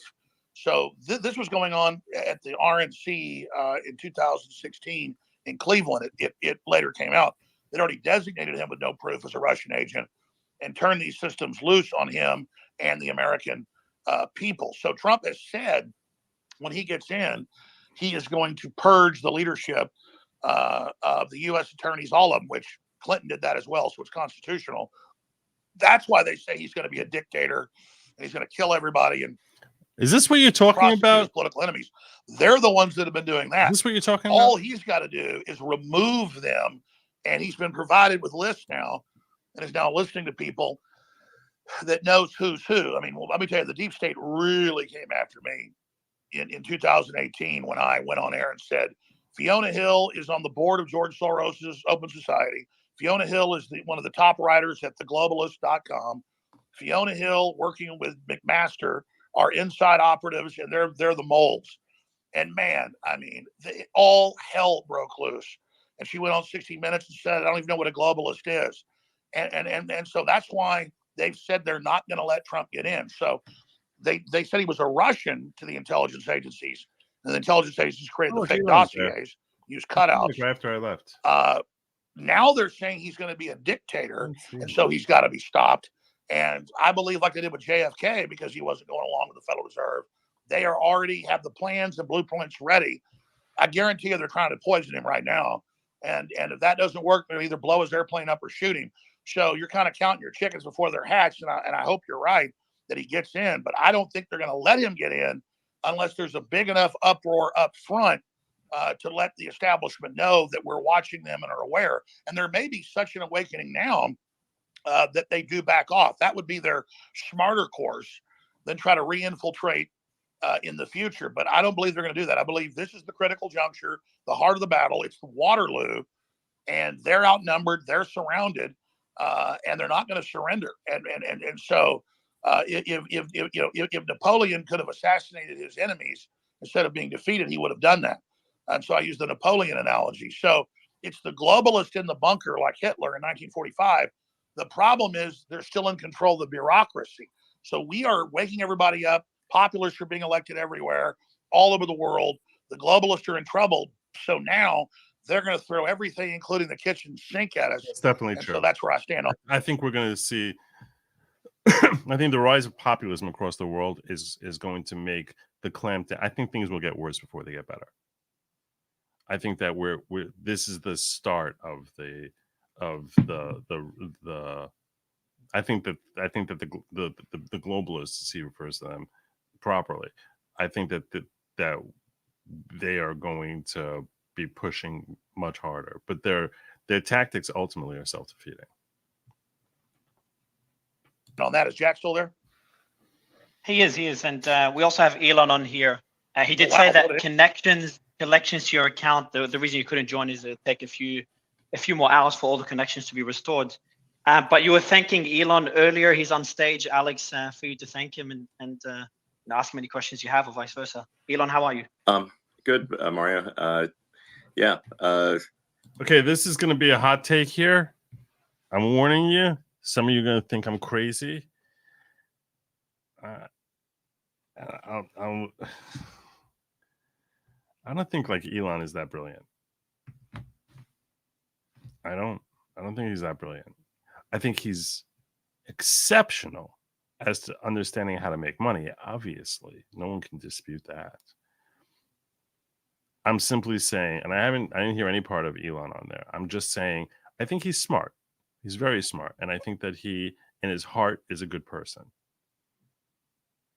And I think he's smart. But when I'm talking about, like, I just don't think he's genius. And he might have certain elements of genius to him as far as just his understanding of how to make money, which, maybe that part of his brain is hyper, is hyper brilliant. Likely. I mean, that I can understand. I'm simply saying his ability to create insightful thought or germinate new ideas in outside of technology and in the world of expressing philosophical ideas. I mean, like he's very intelligent, just not genius. Like in other words, he's not like he doesn't come across as intimidatingly intelligent. That's my point. There are some people who I see, I'm like, and Jordan Peterson comes across as intimidatingly intelligent. Like I'm gonna think twice before I say anything to Jordan. Elon is very smart, very smart. And this is not at all Laura Loomer. Don't mistake that. No. I'm simply saying he's smart. I just think that people look at him as like, oh my gosh, the genius of Elon, and I think is overselling it. That's all. In technology, the dude crushes me, obviously, and in making money, he crushes me. He's really good in certain areas. He's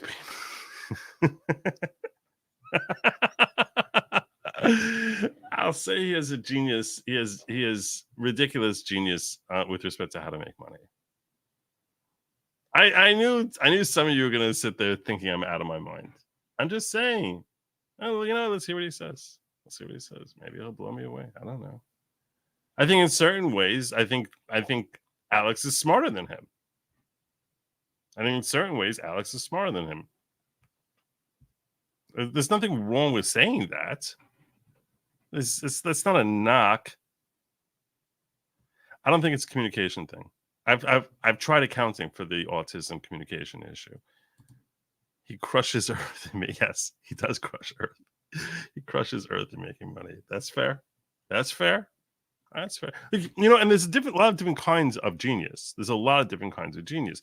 For example, okay, Mozart, when it comes to music, was literally like a genius.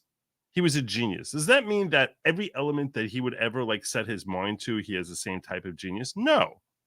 There's nothing wrong with saying that. That's not a knock on him. Nobody is a genius in everything. I'm just saying, people just say, I think once someone displays any kind of intellect, people are just assume that the person is genius in all categories. And I understand that because we have such appreciation for people who are gifted in that way. I'm simply saying he's and I'm a big fan of Elon's, and I think and I'll tell you something. I think the compliment that he's a genuinely good person is a much higher compliment than whether or not someone's a genius. I think it's a much higher compliment. I think there are far fewer genuinely good people than there are geniuses. It's been these are tumultuous times, wild times indeed.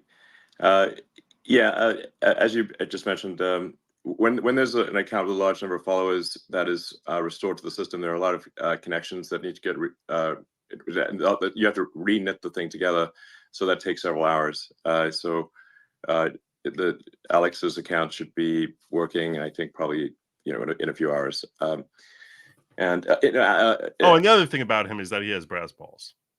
He does. He has brass cojones, which is another incredible compliment. He has brass cojones. And Alex, I honestly don't really know you, and you don't know me, but one of the questions I really have to just get out of the way, and you've probably talked about this already before, is the whole Sandy Hook thing, and because it's not obviously if somebody's sort of denying or that murders of children, that's not cool at all. And so just what exactly did you say, and what is going on with that situation? I would like to actually hear what did you say, and yeah. Well, Elon, thank you for. So I'm not knocking him for the way he formed the question, which is an autism communication issue. That I agree with you. That's not what the sort of thing that makes me think, that makes me question his intellect. To be clear. Allowing me back into the public square so that I can actually tell the world what really happened. So, and I hope this is the last time. I'm happy to do probably it. Not the last time that I ever... but still. Okay. It's, I don't know how much. He has autism. He literally has autism. So that's why he has, that affects his ability to communicate. And I agree with the comment that came earlier that people will frequently mistake that for stupidity, and that's a terrible mistake. The two are completely unrelated. Would you like the short answer or the medium answer or the long answer? I think at least the medium answer. I guess people just want to know, answer, Alex. Obviously it would be heartless and cruel to deny a school shooting of children, or to attack the parents or anyone who is involved. It seems that would be, just incredibly mean and cruel, frankly. So it's sort of that's I think what a lot of people are upset about, or at least they think that is the reason to be upset about. And if that were true, I think it would rightly be, Yeah, and Mark, I want to comment on this. I think a lot of people think that. I think a lot of people assume that about themselves. And it may be true of you. I don't know. I don't know you. I'm simply saying it's not true of most people. It's not true of most people. A lot of people think if I had tons of money, I'd be satisfied with the money I have. And we actually, and history has shown it's just the opposite. The more money you have, the more consumed you become with making more money. So, in that sense, his ability to say GFY to money is brass cojones. His purchase of Twitter was brass cojones. And I think that I heard someone once say, which I thought was an insightful comment. I think it was actually a guy from, I think it was Colin Cowherd from ESPN, who made an astute comment once that stuck with me. I heard it like a decade ago, which is that money tends to make people a greater version of themselves. Greater not in like a gooder version, but a more emphasized version of themselves. So someone who is tacky, when they get tons of money, they just become much tackier. They sort of serves as an exponential factor on themselves. So yeah, I don't know you individually, and maybe you have brass balls. It's not an attack on you. I'm simply saying I think a lot of people make that assumption that because he has money, that's why he's brave. And what I'm saying is I don't think that's true. I think he has money because he was brave. And I think that his bravery manifests in multiple different ways. That's what I'm saying. I think he's insightful on how to make money, and he's brave. And that bravery is a character trait that he has, which gets magnified by the presence of his vast wealth. Upset with you. Yeah, yes, sir. Well, please let me then just tell you what really happened, okay? And if you want me to send you a dossier with clips and videos and articles, I mean, post it to your account. Yes, sir. I will do that. So let me tell you what happened. I'm a guy that didn't go to college. I mean, a few years of community college. I started out on Access TV 29 years ago. I was not professionally trained, and by 2016, I had 30 million viewers and listeners a day conservatively. I was the biggest show, as big as Rogan is now or bigger. And I had a very small operation and did not even understand how powerful I was. And so when that event, I just call it the school shooting, which I do believe happened 11 years ago, the internet exploded, and it was a top story for off and on for years with all these professors and former school safety people and all of them saying they believed it was a drill. And I simply covered them covering that. What was entered in court against me in both cases where I was found guilty by judges, kind of like in New York, there's a judge in Trump's case, not even a jury, in his real estate case. And then years later, after Trump got elected and after I was deplatformed, it made me bigger. And so suddenly I would wake up and there would be sometimes 100 articles or more a day, every major news channel saying that I was currently saying nobody died, currently sending people to their houses, currently peeing on graves. I didn't even know these people's names. I only said one of their names ever. Now, see, this is interesting because he's not really, but what did he say years ago? Like what, that's really part of the question. I hope Elon follows up with that question. Like what did you say that was, what would you classify as the worst three things you said? Now, I believe their children died, and I understand all that. Okay. But I'm saying, imagine I was not deplatformed. No mention of the school shooting in Connecticut for like 6-7 years. Then they go back to my timeline, and it turns out it was a big New York PR firm, Democratic Party. They dredge it up. They run hundreds of articles, sometimes a day, but a week for over a year. Suddenly it becomes a big story again. What's the PR firm? Pardon me? Which propaganda firm was this? The question is not really what's the PR firm. The question really is, okay, so fine. Was there a hit job on you? Definitely. There was definitely a hit job on you, Alex Jones. But what did you say? You're saying they dredged up stuff from years earlier. But that doesn't mean that when you said it years earlier, it was not a terrible thing for you to do. So what did you say years earlier? You know, that's really what the question is. Because some of the clips of what he said basically was these parents are actors. They're not actually mourning the loss of their children, which maybe he had reasons to think that and to reach those conclusions, in which case he should explain that. And again, overall, I pretty much like Alex, and I think he's brilliant. I think he's a really smart guy and phenomenally entertaining. I think he has I think I have if whatever talent I have for this is here, I think he's up here. I think the dude is incredibly talented and intelligent. But yeah. Drop Barracuda says there's 7 types of intelligence. Da Vinci's the only person in history genius in all 7. The capitalist side, the one who understands how to make money has the power. He also moves the needle for the better. Yeah, because he's a good person and he's brave. Yeah. And in addition to being intelligent, he's a good person and he's brave. Thanks for the comment, brother. PR is public relations is a propaganda word for propaganda. So I think we should call PR firms propaganda firms because that is in fact what they do. So what propaganda firm was this?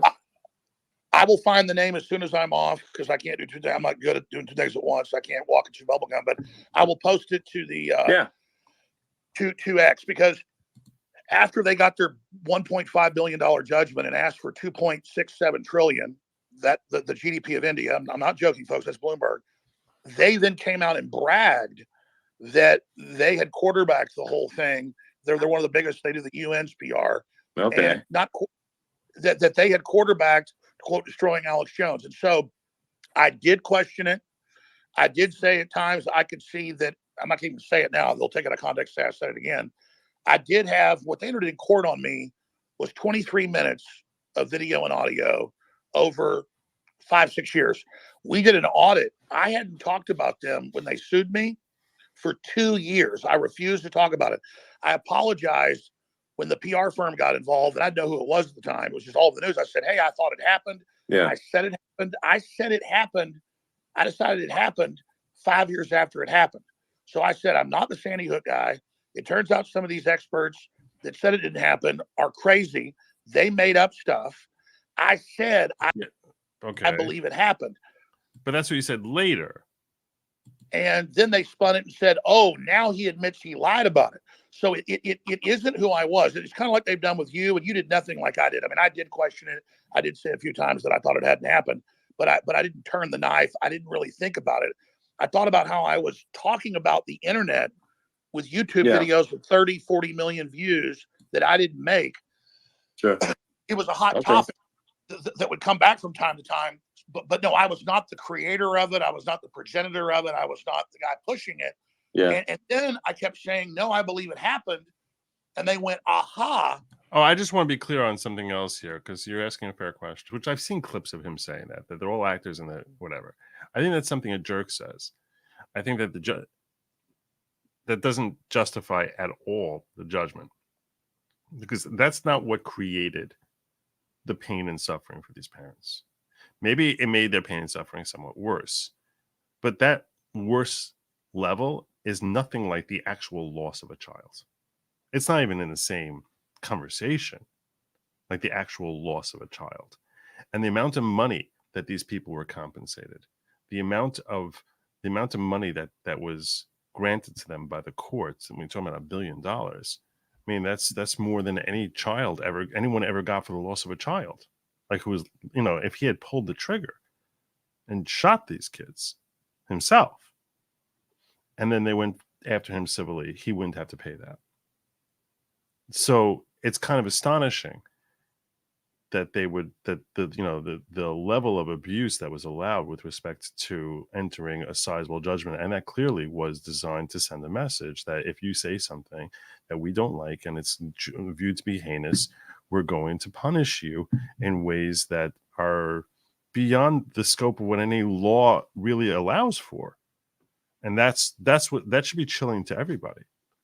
That should be chilling to you. Obviously, they use the size of his megaphone as a basis to punish him and try to calculate how much they should punish him, which is also ridiculous. I understand that they tried twisting it and saying that he financially benefited from it, but the levels of financial benefit that they attributed to that particular issue rather than the thousands of other stories he covered is ridiculous. It's a joke. It's a joke. So if you want to try and say, okay, look, we're going to punish him harder because he financially benefited from it, like, you have to sit there and try and calculate, okay, how much did he financially benefit from it? And the burden of proof is on the plaintiff, not on him. Burden of proof is to, like, that he benefited from this from this particular thing. Assuming he did everything they said he did, assuming that he made up the facts, assuming that you have to say, okay, how much harm did they have? And then how much, and then you can perhaps throw in how much did he benefit from it, and you're talking about, like, when you're looking at it that way, you're talking about like 2 million, 3 million, 10 million. You're not talking anything near $1 billion, and that's why I'm saying that it's a gross judgment. Do I think what he did was gross? Even if he wasn't caught right away, he was caught years later. Do I think he was manipulated years later? Yes. Do I think that was something that was a leftist tactic? Definitely. Does that mean that he shouldn't have had to, like, pay anything? If it would have been called to the public's attention years ago, arguably he should have had had a judgment entered against him years earlier.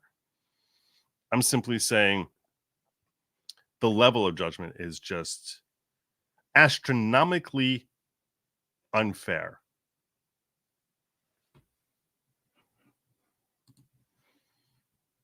So, like, imagine, think about this for a second. Imagine if, like, right after 9/11, he'd come out and basically said that no one actually died on 9/11. Like, and he starts and he made and his show grew, and you could show that his show grew because he's the only one saying that no one actually died on 9/11.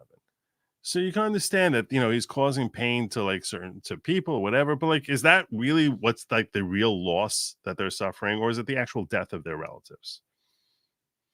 I mean, we saw something like whatchamacallit. We saw that Ann Coulter was referred to the 9/11 widows as those harpies, those screaming harpies who have a platform because their husbands died. Did that cause pain to them? Yeah. Should she be punished for that? It's expressing an opinion. I think it's ridiculous. I think the whole thing is ridiculous. And the question also is whether he made those statements as statements of fact or statements of opinion. If it's an opinion, in that case, there shouldn't be any liability at all. You now admit you lied for money. So what's not true is I never made any money off of it. I barely ever covered it. It's not my identity. And it's just like they misrepresent what you say, take one little thing and twist it, and then say you need to apologize for it. And then they just keep hammering it and hammering it and hammering and hammering it. So I've been desperately, in fact, I'll post it to X if you want. There's over 100 apologies. Sure. That I've given, over 100. In fact, probably 500. Every show I go on, they ask us. I apologized on Joe Rogan's show 5 years ago. I apologized on Patrick Ben-David's show 5 years ago. These are prominent ones. I apologize on every show, and I'll say it again. I apologize that I just gave my commentary, because I'm really just a guy that a talk radio host. So I do that on the internet. I just take calls and interview guests, and that I played devil's advocate. And if that hurt people's feelings, I apologize. But I did not send people to your houses. I did not pee on graves. I don't know any of the stuff that went on. And then when they had the trials, after I was found guilty, trials on damages, there was never any video of people peeing on graves, any video of people at houses. There was an FBI agent who was there that day at the tragic event in New Haven, Connecticut. It's Sandy, I'll say the name. He was there, and he didn't have an FBI vest on, and his gun was pointed the wrong direction, pointed upside down. The internet questioned him. When he got on the stand in Connecticut, my lawyer said, has Mr. Jones ever said your name? No.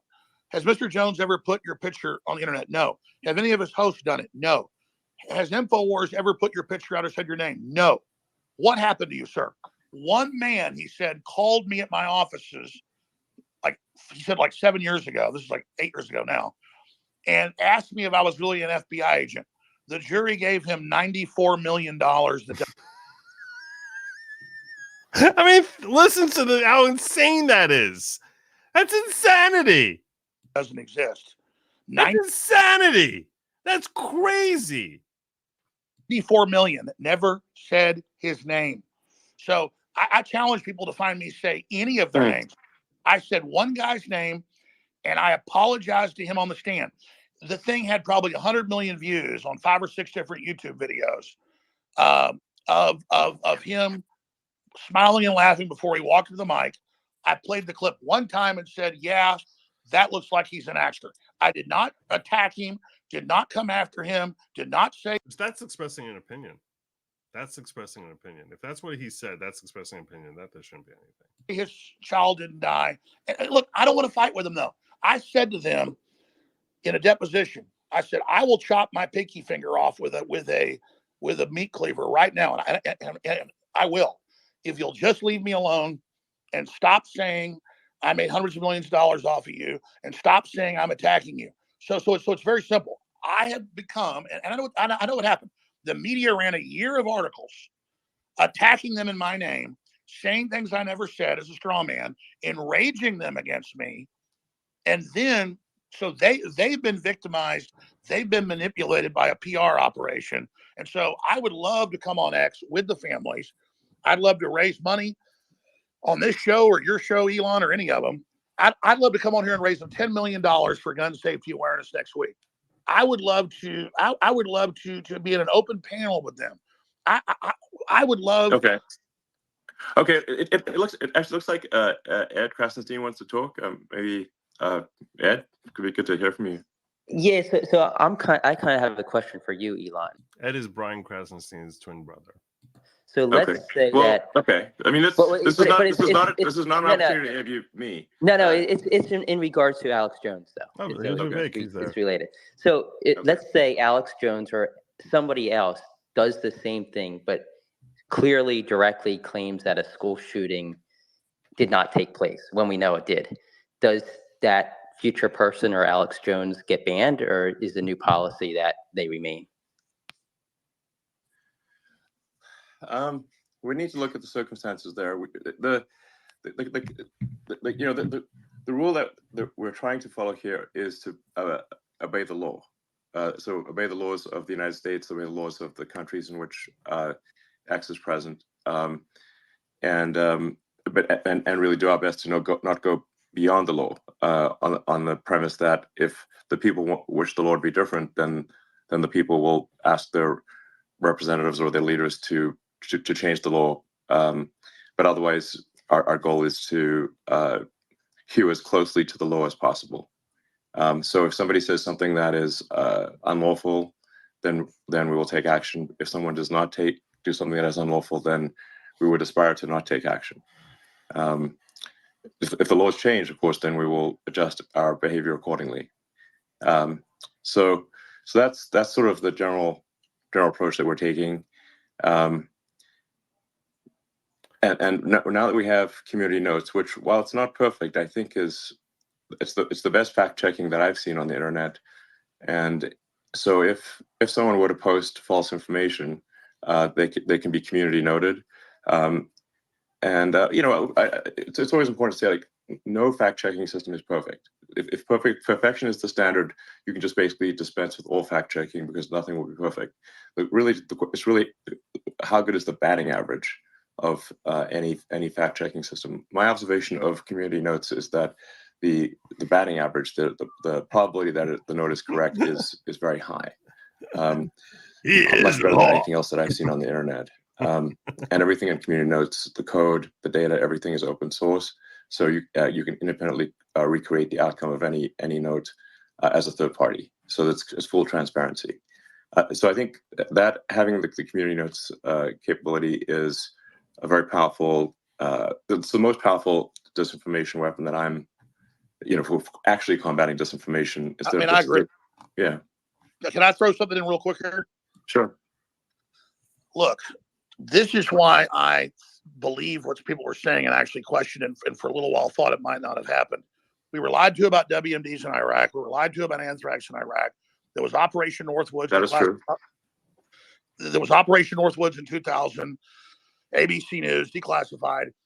U.S. government plan to stage fake mass shootings and blowing up airlines with people that would take off and would land, CIA, and then they would actually just blow up a drone plane and then claim a mass event had happened or claim a mass fake shooting happened. So Jussie Smollett lied about what he did. Hezbollah and Hamas, Hezbollah ran it, did kill a lot of Israelis. I condemn the attack, but it wasn't true that they cut a bunch of kids' heads off. Even the White House and Israel has to admit that. Well, people came out and said they didn't believe that there was proof that Hamas cut heads off. So the establishment view was they did cut heads off, but they didn't. So how do we penalize people if somebody wants to believe the earth's flat, they have a right to, and the community knows everybody else can challenge them. But it's the establishment lying so much that makes people not believe anything, and then they lose faith in everything. I'm actually worried about this because a lot of my audience. Yeah. He's making a great point here. He's making a great point because we are living in a post-truth world, and it's so difficult to know what is true, what is not true. And there's always going to be an established narrative, and it's important for people to question that narrative, no matter who the speaker is. So if we start punishing people for raising the question, it's almost like you have to raise questions and approach scientifically to vet for truth. And questions are the only way you can actually vet for truth. So, and when someone's asking those questions, invariably there'll be occasions where they will ask questions from a position that the asker is wrong, and that the truth is actually out there. And we later establish that it's actually the truth that we're hearing this time. But how do you punish someone who's asking questions when we are living in a society that we know without question that the people who are established are habitual liars, habitually lying to us? So the idea that people are asking questions should be punished for asking questions is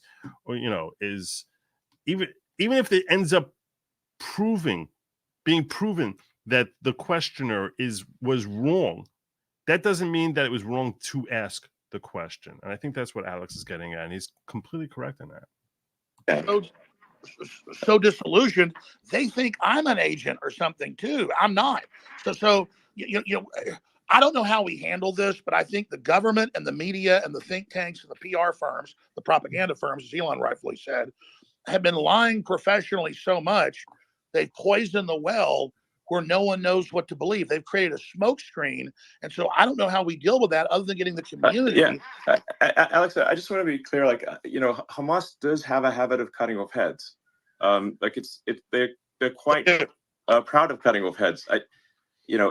This particular circumstance, perhaps there is some uncertainty, but they do cut off a lot of heads, and there's no question about that. And they appear to be quite jubilant. On this topic, by the way, whether or not they actually engaged in that type of conduct on October 7th, I'm still torn. I still don't know.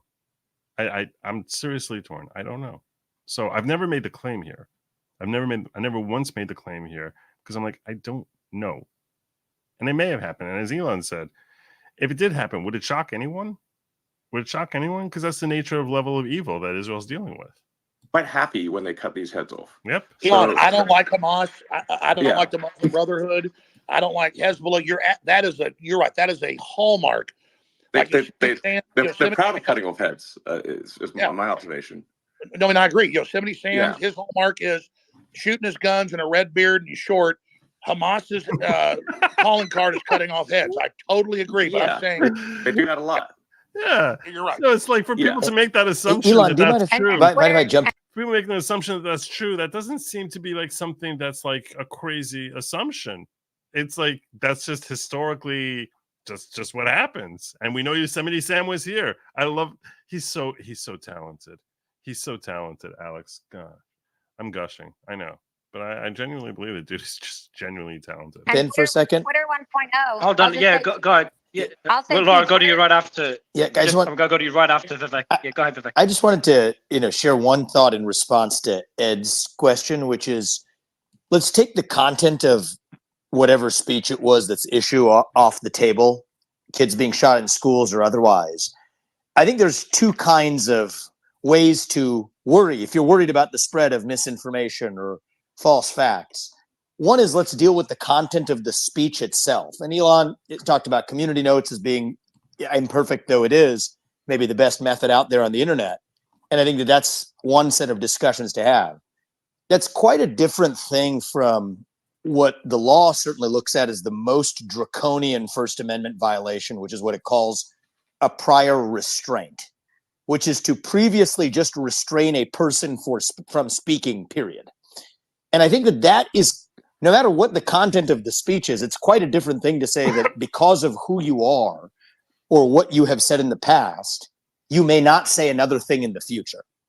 And so I just think that those are two different concepts. And I just, for one, just wanted to share my experience of my Alex Jones experience, if I may. That is perfectly said. Yeah. That's because you don't cut somebody's tongue out, Yeah. even if I did bad things in the past. And I certainly wasn't but you know what? But if people say false things, they deserve to have the consequences for that particular speech aired out in the marketplace of opinions. And community notes is one feature of doing that. And I think that's a legitimate discussion to have. But the idea, first of all, let's just make the observation that if somebody has once said a bad thing, then they'd be restrained from speaking. Most people who have been in a position of... So I just want to point out, by the way, that was a very, very insightful comment that Vivek just made. It was a very, very insightful comment that just because someone says something, so community notes helps expose them, that doesn't mean that we're going to forever stop them from speaking. And that's a healthy approach towards free speech. So, and I don't think he gets enough credit for being intelligent. I think he's highly intelligent, Vivek. He's highly intelligent, and that's an innovative concept,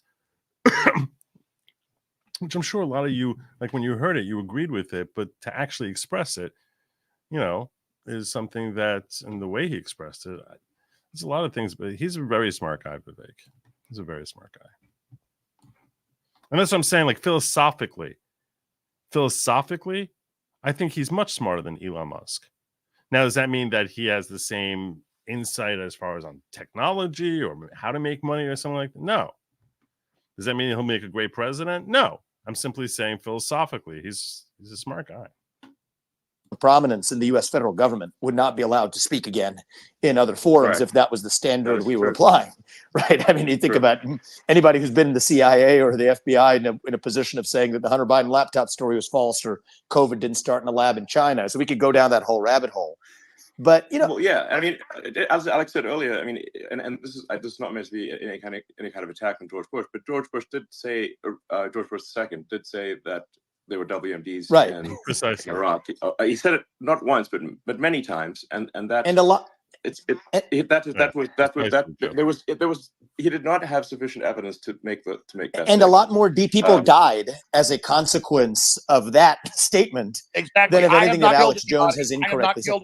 But Alex, I think Alex, I think one other thing I just wanted to share with people is that I was actually just curious about this guy, Alex Jones. I'd never met him, but I happened to be in Texas. I visited the southern border. I don't really understand why felons are not allowed to vote. I can understand why violent felons are not allowed to own a gun. Because that just seems like you're putting it seems like you're putting fireworks next to a powder keg. But I don't understand why felons are not allowed to vote. I never understood that. I always had that question. Why should we say we don't want them to vote? You're removed from society? Maybe it's a form of removing you from society. And I don't want to get into a whole discussion about whether or not felons should vote. Although you're free to weigh in with the super channel if that's your thing.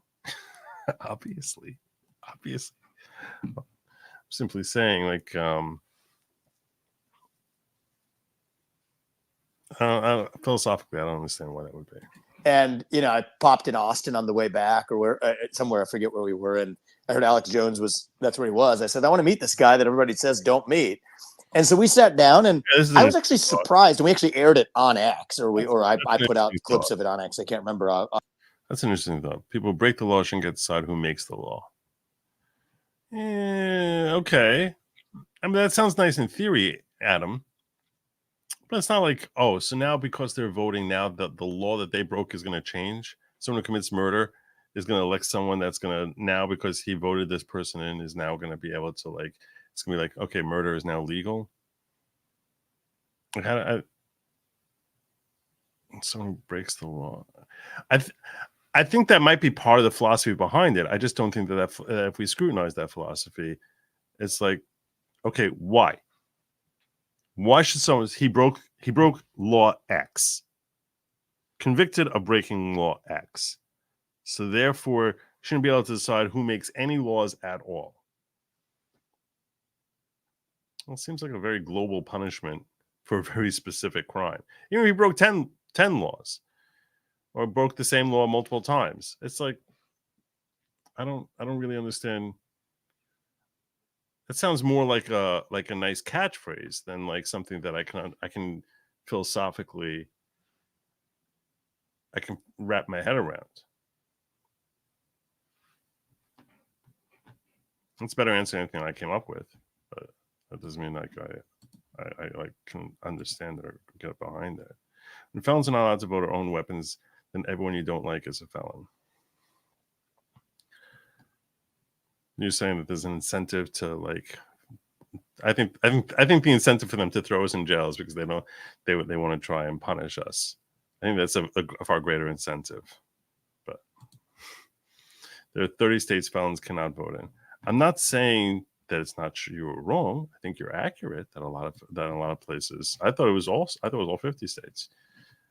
I'm simply saying I don't understand it. Like I don't understand why.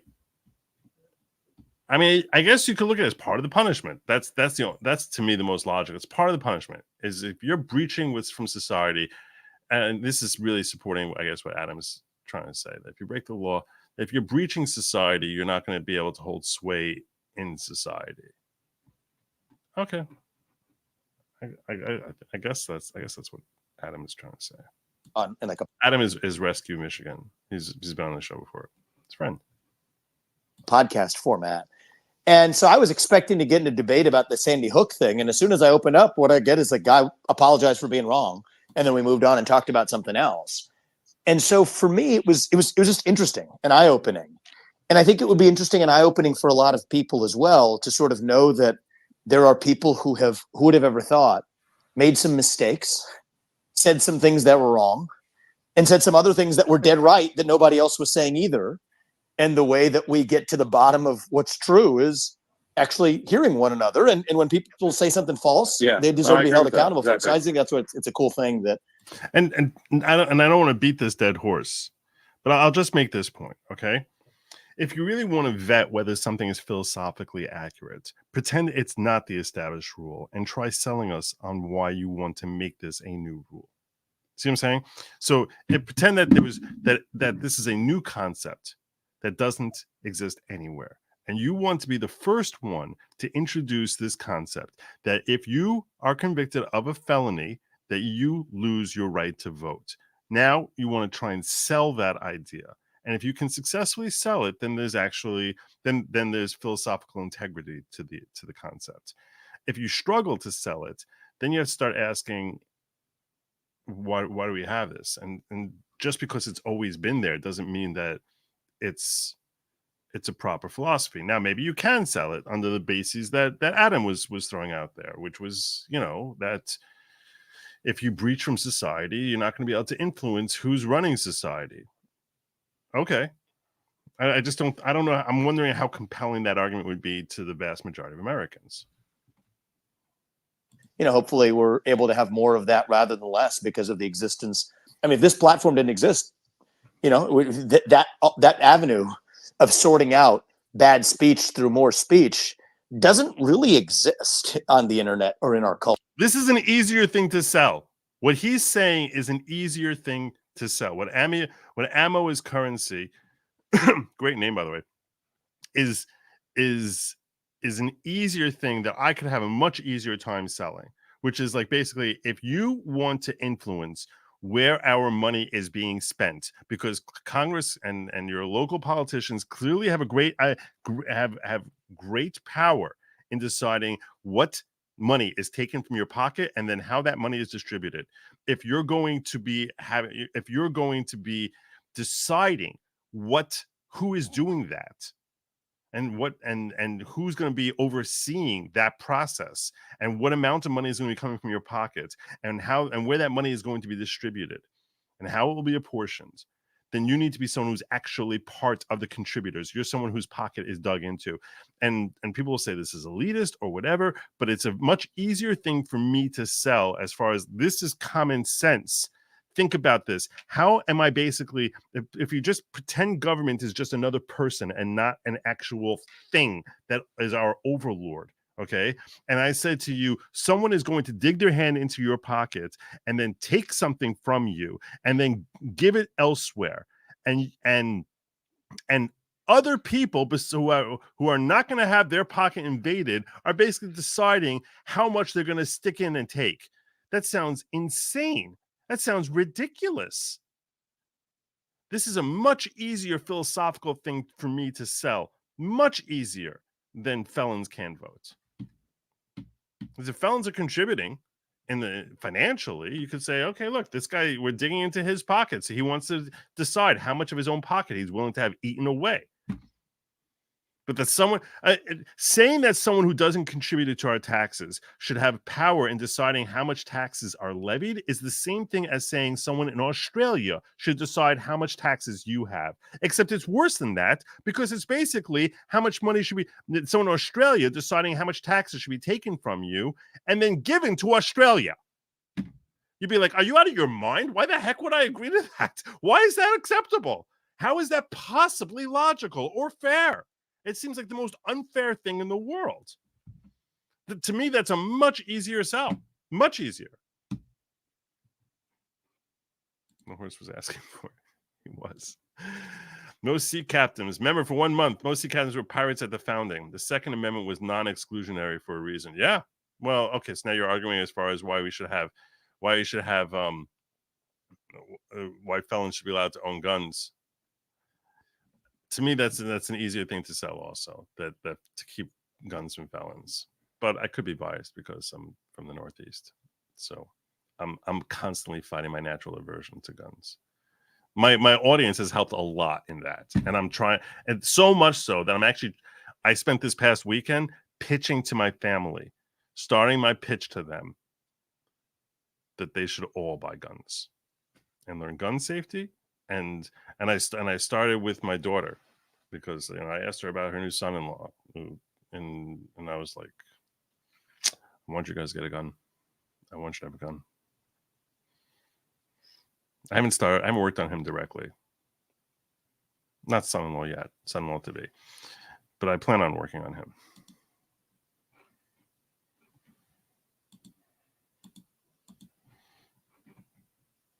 Yeah, but in the Northeast, we have a real bias against guns.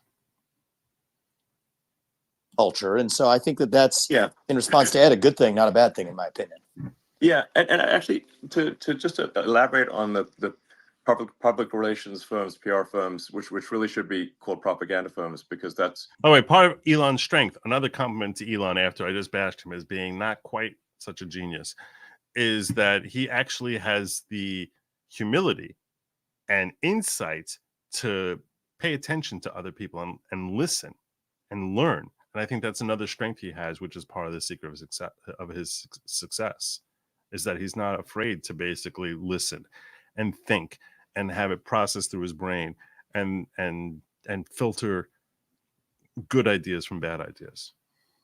Literally, public relations is literally a propaganda word for propaganda. You can read the history of how public relations was developed. Edward Bernays. Correct. So But the way that PR firms actually corrupt the media is actually in a very significant way. Is that journalists are paid very little as journalists, but they can later retire and join a PR firm and make a lot of money on the basis of the articles they've written in the past and their contacts at their publication. So there is actually a strong monetary incentive, very strong, for corruption of the traditional media. Elon, it's so glad you said that, because people don't understand that's how these work, and I'm just now learning about that. The PR firms are so powerful; they're full of intelligence agency former people. So just like a general will sign off on some bad weapon system, then he retires and gets on the major board of the defense contractor for $5 million a year. It's a revolving door, and so that's why when these big PR firms snap and say jump, the media says how high, and you're absolutely right. When it comes to fact checking, they're really one of the most nasty, deceptive groups out there. Yeah, they're propaganda firms. It would just make a lot more sense if you just think PR firm equals propaganda. PR equals propaganda. That is literally what it means. If you read this, Oh no! Oh, it's playing. I think you're dropping out, Elon. Yeah. Is he dropping out? Elon Is he complained. dropping out for anyone else? Yes, he's dropping off for me. Elon, you said. Yeah, you just dropped out, Elon. I think you're back now. Oh, okay. Is your mic working? It is. It's good now. It's good now. My mic is working, but I'm just back. You were on PR firms. You were on PR firms equal propaganda. Yes, it's the public should really understand that public relations literally just means propaganda. PR firm means propaganda, and the PR firms have very strong control over the traditional media, because that's where journalists go to retire and make tons of money. And I know what Horcrux is. So there's a very strong monetary incentive for journalists to do what the PR firms say, because they know that is where they're going to get rich in the future. Bingo. Elon, a question is more for Alex, and me and Alex were discussing it before you jumped on, is the pressure, if any, that you've faced since reinstating, or since you said you'll reinstate Alex. Now, Alex, kind of referred to extreme scenarios where your life could be in danger because of what you're doing with X. I know you mentioned it briefly in one of the first spaces we had. You made a joke about, hey guys, if something happens to me, I'll never commit suicide. But how much pressure have you faced in recent months? Obviously, we've seen the back and forth with a few organizations that are trying to censor others.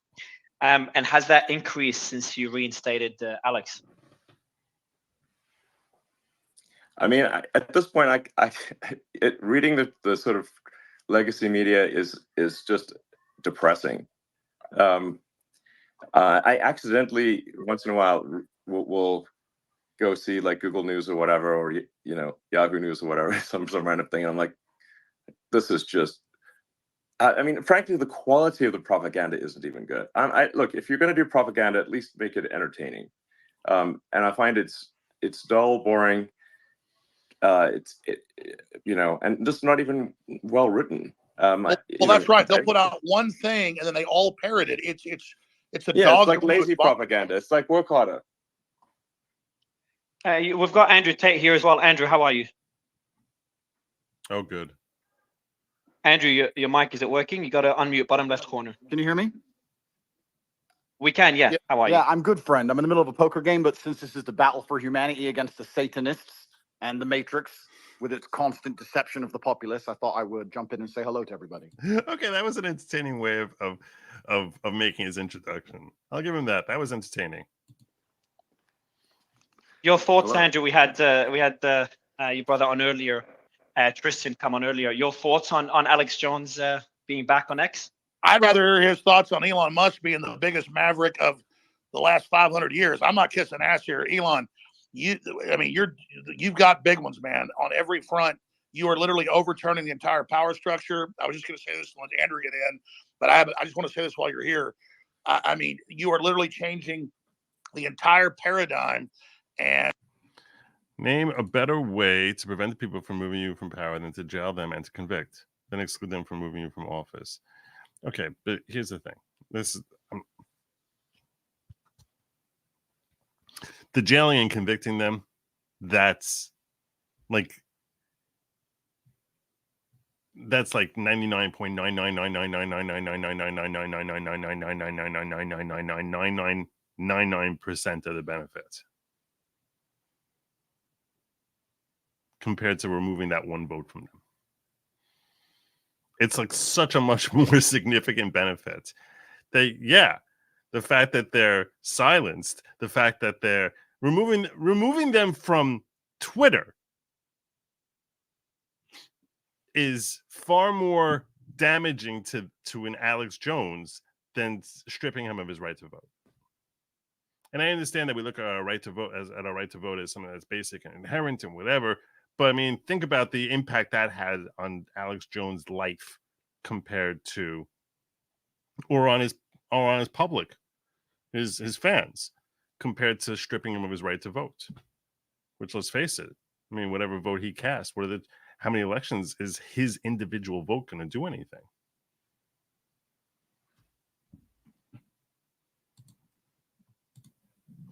Works so well on Nelson Mandela. Yeah, that's why I said this is blowing up in their face. Nelson Mandela is a great thing.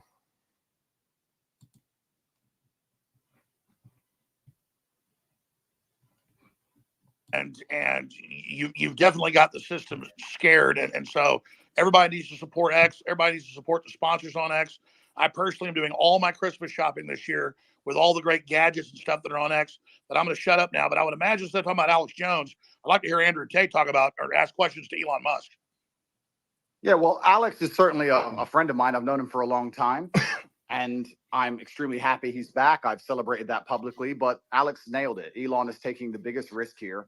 It takes unlimited energy to propagate lies. You have to continually repeat them, and you have to continue to try and falsify information and hide the truth to keep lies afloat. And this simple purchase, you call it simple, the purchase of a simple website has literally cracked the matrix in real time, and it becomes extremely difficult now to run the psyops they were previously running and enslave the populace, which is their primary goal. So Elon is a hero, absolutely. And the risks you are taking, Elon, I don't think many people at home actually understand the gravity of the risks you are taking, because your ability to speak freely is heavily leveraged against your insignificance. You're only allowed to speak if nobody listens to you. And if you get big and people start listening, they're going to come at you hard. And I think, I'm not completely versed, but from what I understand, Elon's already suffering the lawfare tactics, which they're going to do. They're going to keep pulling out the hat to try and slow him down or Andrew, let me interrupt before I forget. I don't give him any attention. The same law firm that came after me with these PR firms. You've just dropped out, I think, Alex. Wow. Anyone else can Yeah, I think you got a call. No, you got a call. Yeah, go ahead, Alex. There is a 3-letter agency running this. Not all of them, but let's just say it starts with a C and it ends with an A. Sorry, go ahead, Andrew. Yeah, absolutely. And there's liberal NGOs which will sponsor agents of the Matrix. They'll sponsor females to end up in a house party and then lie to try and then put you in a Romanian jail cell and get you sitting with the cockroaches in a dungeon. And it's a very scary world where you get to a point where you're only trying to tell the truth, and they're going to punish you for that using endless lawfare. And this battle has only just begun. But the Matrix has truly cracked now, and it's going to be extremely hard to lie to us like they did before with X, the way it currently is. And I think it came at exactly the right time. I almost, without trying to sound pessimistic, there was a point where I kind of felt like I was losing hope. I mean, think about this. Those of you who are properly asking the question I think Shailamang asked earlier, which is like, what's to stop them from doing it again? Think of the exposure that it'll have on X this time if they try doing something like that. Think of how the entire world will be going nuts if this happens, if we see something similar to what we saw in 2020. I mean, it's a whole different thing. It's a whole different thing. It's a whole different ball game now. Couldn't tell the truth about anything. Everything was a lie. Everything from head to toe was a lie. And they're trying to lock us all back in our houses again. And we can finally talk about it. It's truly heroic. And Elon's taking massive risk. And the respect I have for him for doing that is enormous. Absolutely. I mean, this is what happened. I'm going to shut up. So I want to hear from Elon. But this is so historic. Elon Musk's courage, and it's true, I'm saying, has broken the back of the globalists. They'll never be able to turn this around again unless they have a nuclear war. Elon Musk has broken their back. Yeah. Well, I know Mark Dice. I've watched a lot of his videos. That's and you know what? I don't It's know. kind of crazy because I was talking to someone the other day and I was explaining. They were asking about my seizure, how they took all my houses, all my money, all my cars, blah blah. And I said, you never truly own anything on this earth anyway. You can have a piece of paper that says you own it, but if you piss off the government structures, they just get a judge to stamp a different piece of paper and you no longer own it. The only thing you own is your soul and your integrity. And this is the one thing they cannot take away from you, no matter what they do to you. And that is the best feeling on earth. It doesn't matter if you can sell your soul to the devil and repeat what they want you to say, but then you truly own nothing. And I think that as history books look back on this pivotal moment when X was finally freed and the information of the world could finally be spoken freely, I really do believe we're on the right side of history. And if you were to ask me if there's anything worth dying for, it would be for the freedom of humanity and to be on the right side of history. So I agree with you absolutely. Yeah, absolutely. I'm just generally in favor of civilization and the furtherance of civilization. And I think we should always be concerned that we can regress as a civilization. And if you study history, you can just see the arc of one civilization after another as the civilizations rise and fall through history.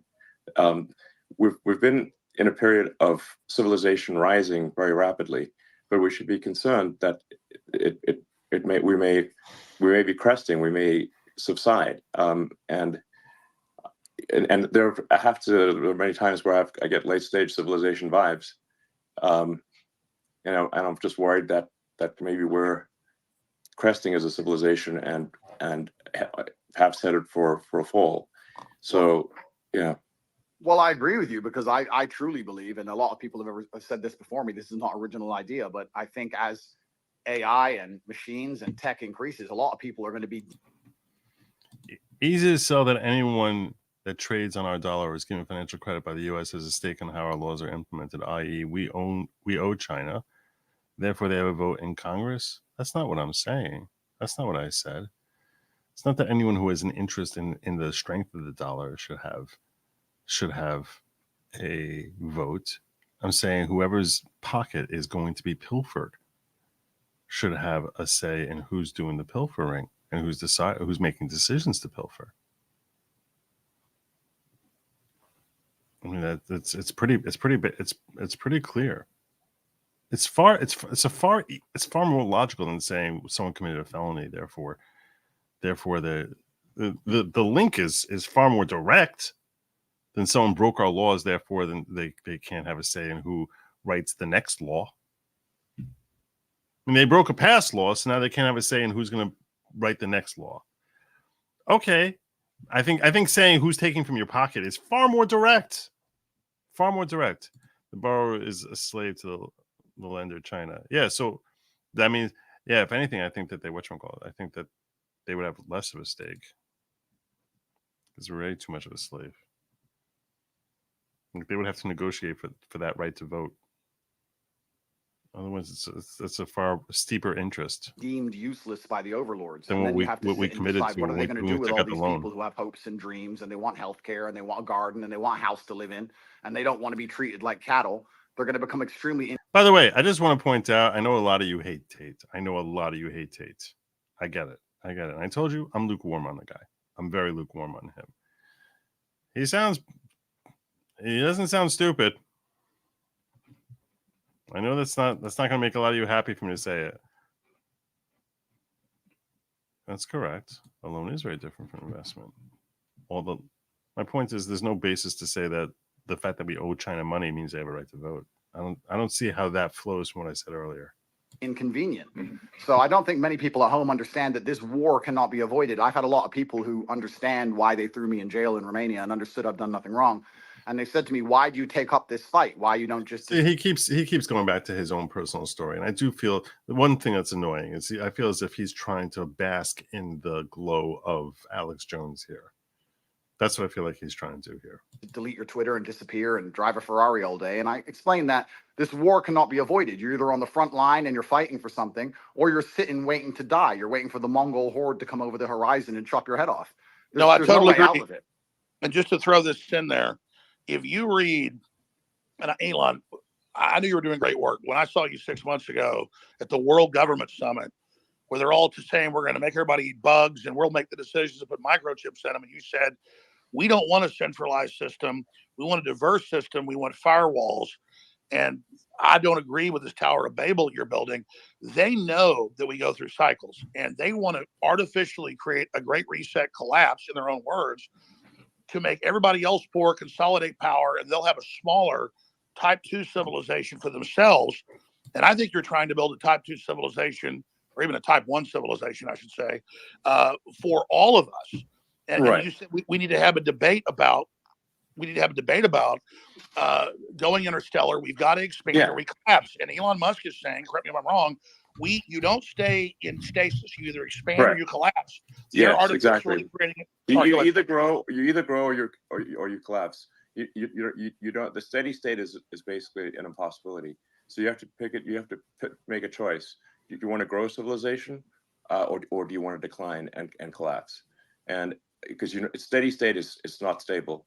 So, and I say we grow, and I say we expand, and we have more humans, and we become a multi-planet species and a space-faring civilization, and ultimately be out there among the stars. And I think that is the exciting, inspiring thing for the future. Not a declining human civilization that dwindles to nothingness and where humanity dies with a whimper. And that's the bottom line. I think it is the battle of people who believe in humans and humanity and want it to expand against people who are so selfishly going through the earth and so selfishly orientated that they don't care about expanding civilization. They just want to control the humans that are currently here. And Andrew, I totally agree with you. And an arrogance. I totally agree. Let me throw this caveat on it, because I've read the writings of Bill Gates and Klaus Schwab and the Club of Rome. They know we could easily expand. There's plenty of room, hundreds of billions of known galaxies. They know that this is just this. I've heard Elon say something similar. Personally, I feel if the jail sentence doesn't cover the punishment, extend the sentence. Yeah, why do you have to extend it into like taking away the right to vote? Like punish them longer. It's a fair point. Seed that's going to not just grow into one giant oak, but an entire forest, an entire universe. And so they want to shut everybody else down because they can't deal with the competition of the Elon Musk that come out of the general public. They want a global tyranny so they can direct it and control it so that. Okay, then anyone that gets taxed should have the right to vote, including those that aren't citizens? No, because the reason that people who are not citizens are getting taxed is because they're benefiting from our society. So they're choosing to benefit, and that comes along with that is tax. There's like a certain tax that they have from benefiting from our society. That doesn't mean they should decide how our society operates. It's two things. I'm not saying it's only one. It's two things.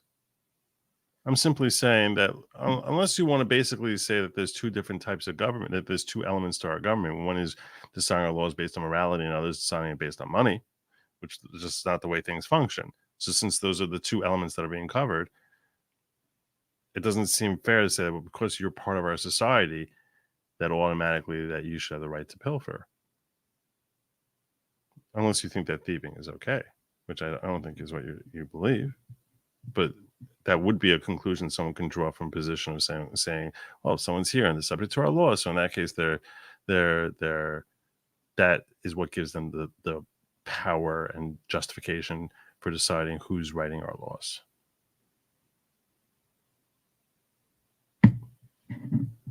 I don't think that makes sense, Joe, because ultimately there are two elements to the type of nature of laws that are passed. And we give that dual power.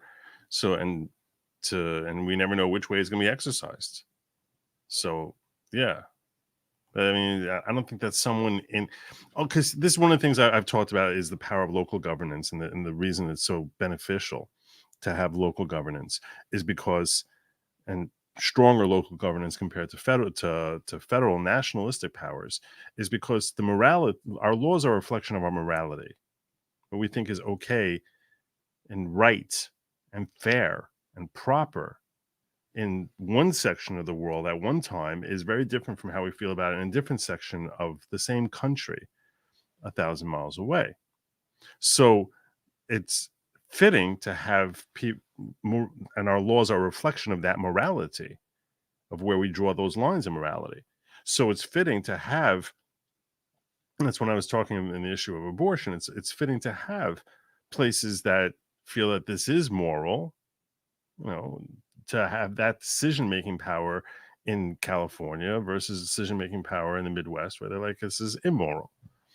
It makes sense. The laws are reflecting the morality of the populace. Now, someone who's from out of the country weighing in on that doesn't make sense, right? I mean, but those are laws which are societal laws as opposed to financially based laws. They direct the expansion, and we can't let that happen because they literally talk about it in Agenda 21, the official UN plan, a 90% world population reduction. So we need to go with the Elon Musk plan. And that's why I tell people that get upset, they go, Elon Musk is involved in every advancing technology.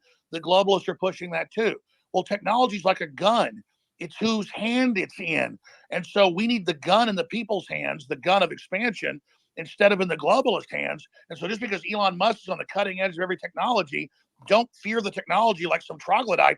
Fear us not being in control of it. And Elon is saying we need to be an expansionary human explosion of competition and freedom, not some new dark age with a tiny breakaway civilization that's only working for itself. Sorry, I'm ranting. No, but you're completely right. Because if Elon doesn't push these boundaries, they will push these boundaries. And once they have the sole control and the monopoly over such technologies, it's over for all of us. And I don't think most people understand. It simply is the humanistic view against the death cult view. And those people in the world they have no interest in growing humanity, no interest in advancing the species as a whole. Their interest is in power and control. And all they want to do is have absolute power over the people that currently exist and their children. And you can talk about all the perverse reasons they want to do those exact things, but it's truly scary. And all the people at home who don't really understand the gravity of this fight, they seem to think it's right wing, left wing, ha ha ha. Yes, exactly. They're thinking about it the wrong way. It's sorry, I just got a little X here. But you're totally exactly. This right left is it's the wrong way to think about it. It's the sort of the extinctionists versus the pro-humans. And once you see that it's extinctionists versus the pro-humans, then it becomes very clear. So Elon, when are you going to? I know you got 100 irons to the fire, but when you talk about we need to create a plan B for humanity. Well, that's really no. It's not a plan B. I mean, an alternate master plan, because the globalists are controlled right now. You're trying to wrest control with us. Helping. I mean, when are you going to put out your battle plan, or are you already putting it out in pieces? No, I mean, what I'm saying is that actually, I think we should expand humanity. Like basically, we should have basically more kids. Population should increase. And I like how he has a kid in the background there to basically encourage more kids. We should become a multi-planet species and make life multi-planetary. Build a self-sustaining civilization on Mars, and then ultimately, this will be long after I'm dead, probably, but almost certainly, we can go to other star systems and go out there and I don't know, maybe we'll find some long dead alien civilizations, and I don't think we want to be one of those lame one planet civilizations that never got beyond, its home planet. I mean, we gotta, what are the aliens going to think of that? It's like we got to make a good showing. Team Human. Let's go. And that would absolutely that would be certainly disappointing. That's pretty funny. But it's essential, and truthfully, it's so amazing we'd even speak about these things. Only 2 years ago, you couldn't even speak about these subjects, but it's so pertinently obvious to anyone who pays attention, and it is scary. And expansion and humanistic views are certainly the way to progress. And it has to be done. There's no other way. Just like a business, just like you guys said, if you stand still, you die. And it takes a few brave people to break the matrix. You have to break the dam. And I think bravery is so important because it puts a crack in the dam. And it shows that if there's people out there brave enough to risk getting canceled, risk lawsuits, risk lawfare, then it's going to inspire bravery amongst the rest of the populace. And it becomes extremely hard to lie to brave people. And I think that that's one of the largest pandemics of Earth today is bravery. And when I say bravery, I don't mean that in any kind of negative connotation. Bravery is being full of love and loving the people around you and sticking up for your community and loving where you live and loving your country. And it's brave to do those things. And it's love. What do the that's gonna crack globalists the teach matrix us? in the end. Children are bad. We're ugly. Humans create, all this racial division. They want us to hate each other, so we just give up, roll over, so the globalists can have the future. I would just like to say the here, globalists are short-sighted too, because the thing is that you can't really separate yourself from civilization. So I think those who are sort of advocating, like it's really, I think it's just logical to be pro-civilization. You don't actually necessarily have to be altruistic. You just have to think long-term and say, obviously, you cannot exist in any good way without civilization. I mean, just watch one episode of Naked and Afraid and see how much you want to go live in a forest by yourself. Well, we're in a super pivotal moment now, and the reason we're in a pivotal moment is because the machines cannot do the Come on, policing. see, Elon, they clearly aren't looking at it that way. They're simply saying that society in smaller doses is healthier, which is interesting because if you think about it, I'm always advocating for more local power. So they're basically saying we want to have global power and have that be on a local size. But that's just freaking evil. Of yet, my brother and I often talk about how bad COVID would have been if they had Terminator machines. You didn't have your mask on. You couldn't even appeal to the empathy of the person who knew how insane it all was. As soon as the machines control the policing, it's absolutely over. And we're not that far away. So we're in a very pivotal period now where the bravery that's required to resist the globalist oppression has to happen now. Soon the technology will exist, and it's over for everybody. We are at critical crossroads right now in the entire future of the human destiny, and I called it Plan B, but I mean, Elon, what do you call it? Just an alternate plan for humanity? Because we should have a debate because the BlackRocks and the globalists are right now in control. If they were 100% control, you and others have felt rested to maybe they're in 80% control. They're losing control very quickly as people discover what they're doing. But what would you call the debate and discussion about a pro-human future? Just team humanity? Yeah, team humanity, absolutely. That sounds good. But I think like something that is really important is like you just literally have to have kids, or there's no next generation. I mean, Alex, do you have kids? Yes, I do. I'm not as prolific as you, but I wish I was. It's the best thing in my life. I have 4. Okay, great. And Andrew? I do have a few. I won't let you down, Elon. I'm coming to take over your title. I'm coming to take over. I'm doing my best. I got to use my good looks for something. Well, I think we ought to encourage people to have kids, and this is the bottom line argument. This is what is so important. We just talked about how the globalists are ultimately selfish and only care about their own power. Most of the globalists don't have children, and of course because they're selfish. Here's the thing: you guys are all attacking the globalists, but if you ask a globalist, like I have friends who I would consider globalists, you ask them, their ideologies are aligned that they believe that somebody living across the world is just as valuable as somebody who lives in America. And I know, they've already enslaved the third world, and then they're using them. But that's not how everybody who you would categorize as. There's a lot of useful idiot globalists, but the globalists at the top are depopulationists. That's their religion. So maybe if you want to look at the top, you can say globalists at the top. Some of them might have that view, but if you just talk to an ordinary person who views themselves as a globalist, they're not saying, "Oh, I'm evil."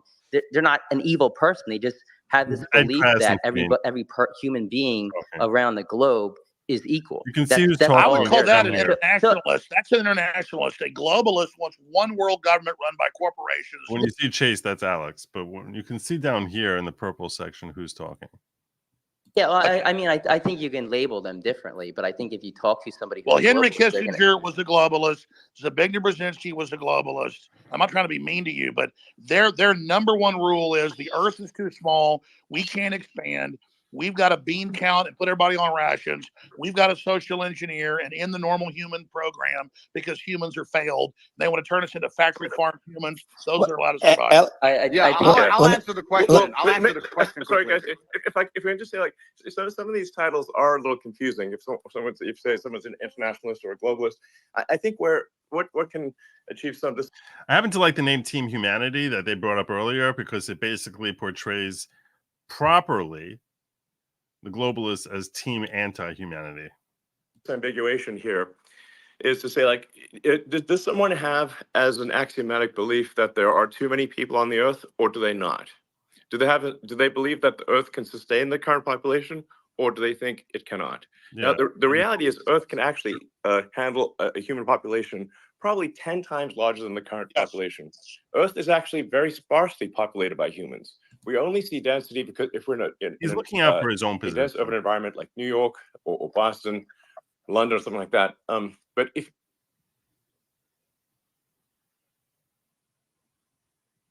X just broke. I didn't touch anything. I touched nothing. I'm gonna have to refresh this. I'm at 135.57. Come on. How bad COVID was. But if Oh man. Africa's representation, then they lock of the nation is to say, like, does someone have as an axiomatic belief that their earth is actually very New York, and you try to drop a bowling ball and hit somebody, your chances of success are basically zero. You'd have to drop 10,000 bowling balls, maybe. Yes, you just and I'll tell you sort of something that may scare people a little bit is that there are thousands of objects falling onto Earth from space all the time. But how often do you hear about someone actually getting hit by falling by meteorites? Absolutely. There's one known case of a woman with her house getting hit by one. Elon, Yes. I want to just respond to Ed actually for a second, because again, when it comes, I think it's good to get a good counter view here. I think that there's two different things going on, Ed. And I know what you're trying to say, but there's a separate point about your obligations, right? So you can, and I believe everything has been said about the importance of expansionism for humanity being pro-civilization, and expansion pro-human race to win. That's like a separate axis, though, from saying where are your obligations where you are, right? So we talked about procreation and family. Then we talked about the nation. Well, look, I have 2 kids. As a father, my moral obligation, I believe, is first and foremost to my family. And then, let's say, as a president, my moral obligation is to the citizens of the nation that I lead. And then you can worry about hunger in the Congo or whatever else needs to happen in the Darfur or in other places. And so I don't think that you're saying necessarily that life... Charity begins at home. Exactly. And that's not saying that life abroad is any less valuable inherently. Right. And so when you say like the globalist view is that... The point is that it's less of a priority. All it's saying is that all life is equal wherever it is on Earth. It's not like, I think an alternative view is countering that. There's also just a separate place in terms of where you're situated. Where's your obligation, right? As a father, it's to your family. As a president, it's to your country. And just because you believe that's the hierarchy of your obligations means somebody else is the leader of one of those other countries. And that's an obligation that they have too. But that's like a different discussion. Well, the neoliberals in their own PR, they're the ones doing the worst things on the earth. They just say, oh, we want global government because we want to give Africa's representation. Then they lock them down for 3 years and starve 30 million of them to death and then organize them to flood us as a political underclass. This is cold-blooded Henry Kissinger State Department Memorandum 200.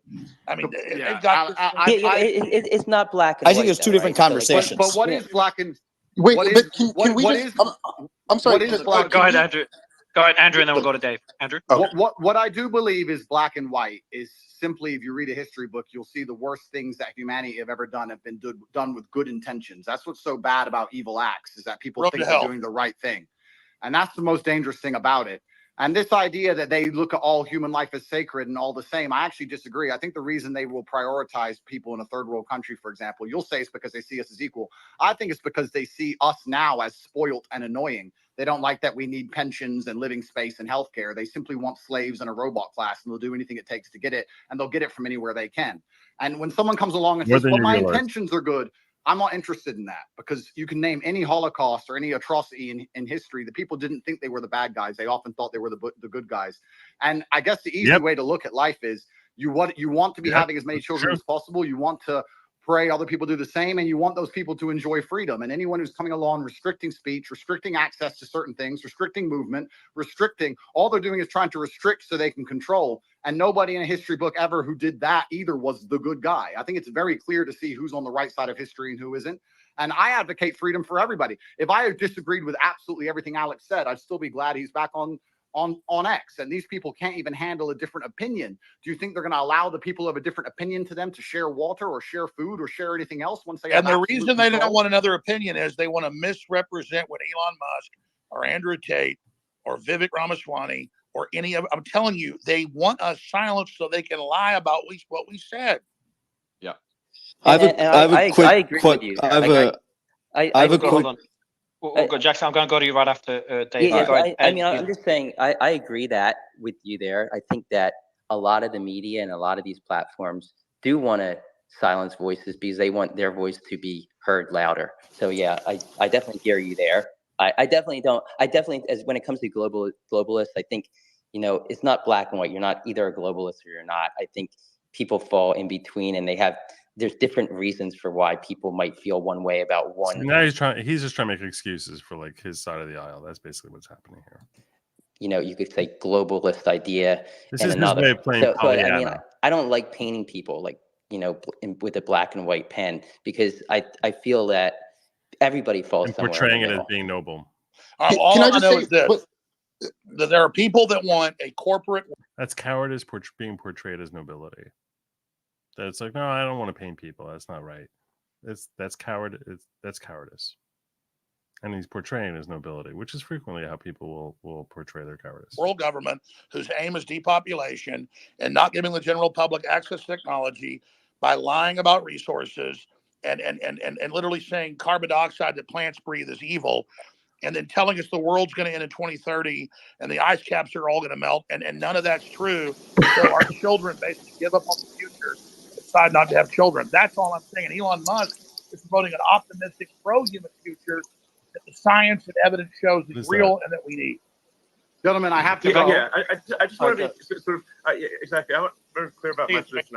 I'm super pro-human, and I mean all humans. What is that? You know, humans in America, humans in Somebody's got their Africa, thing Asia, open.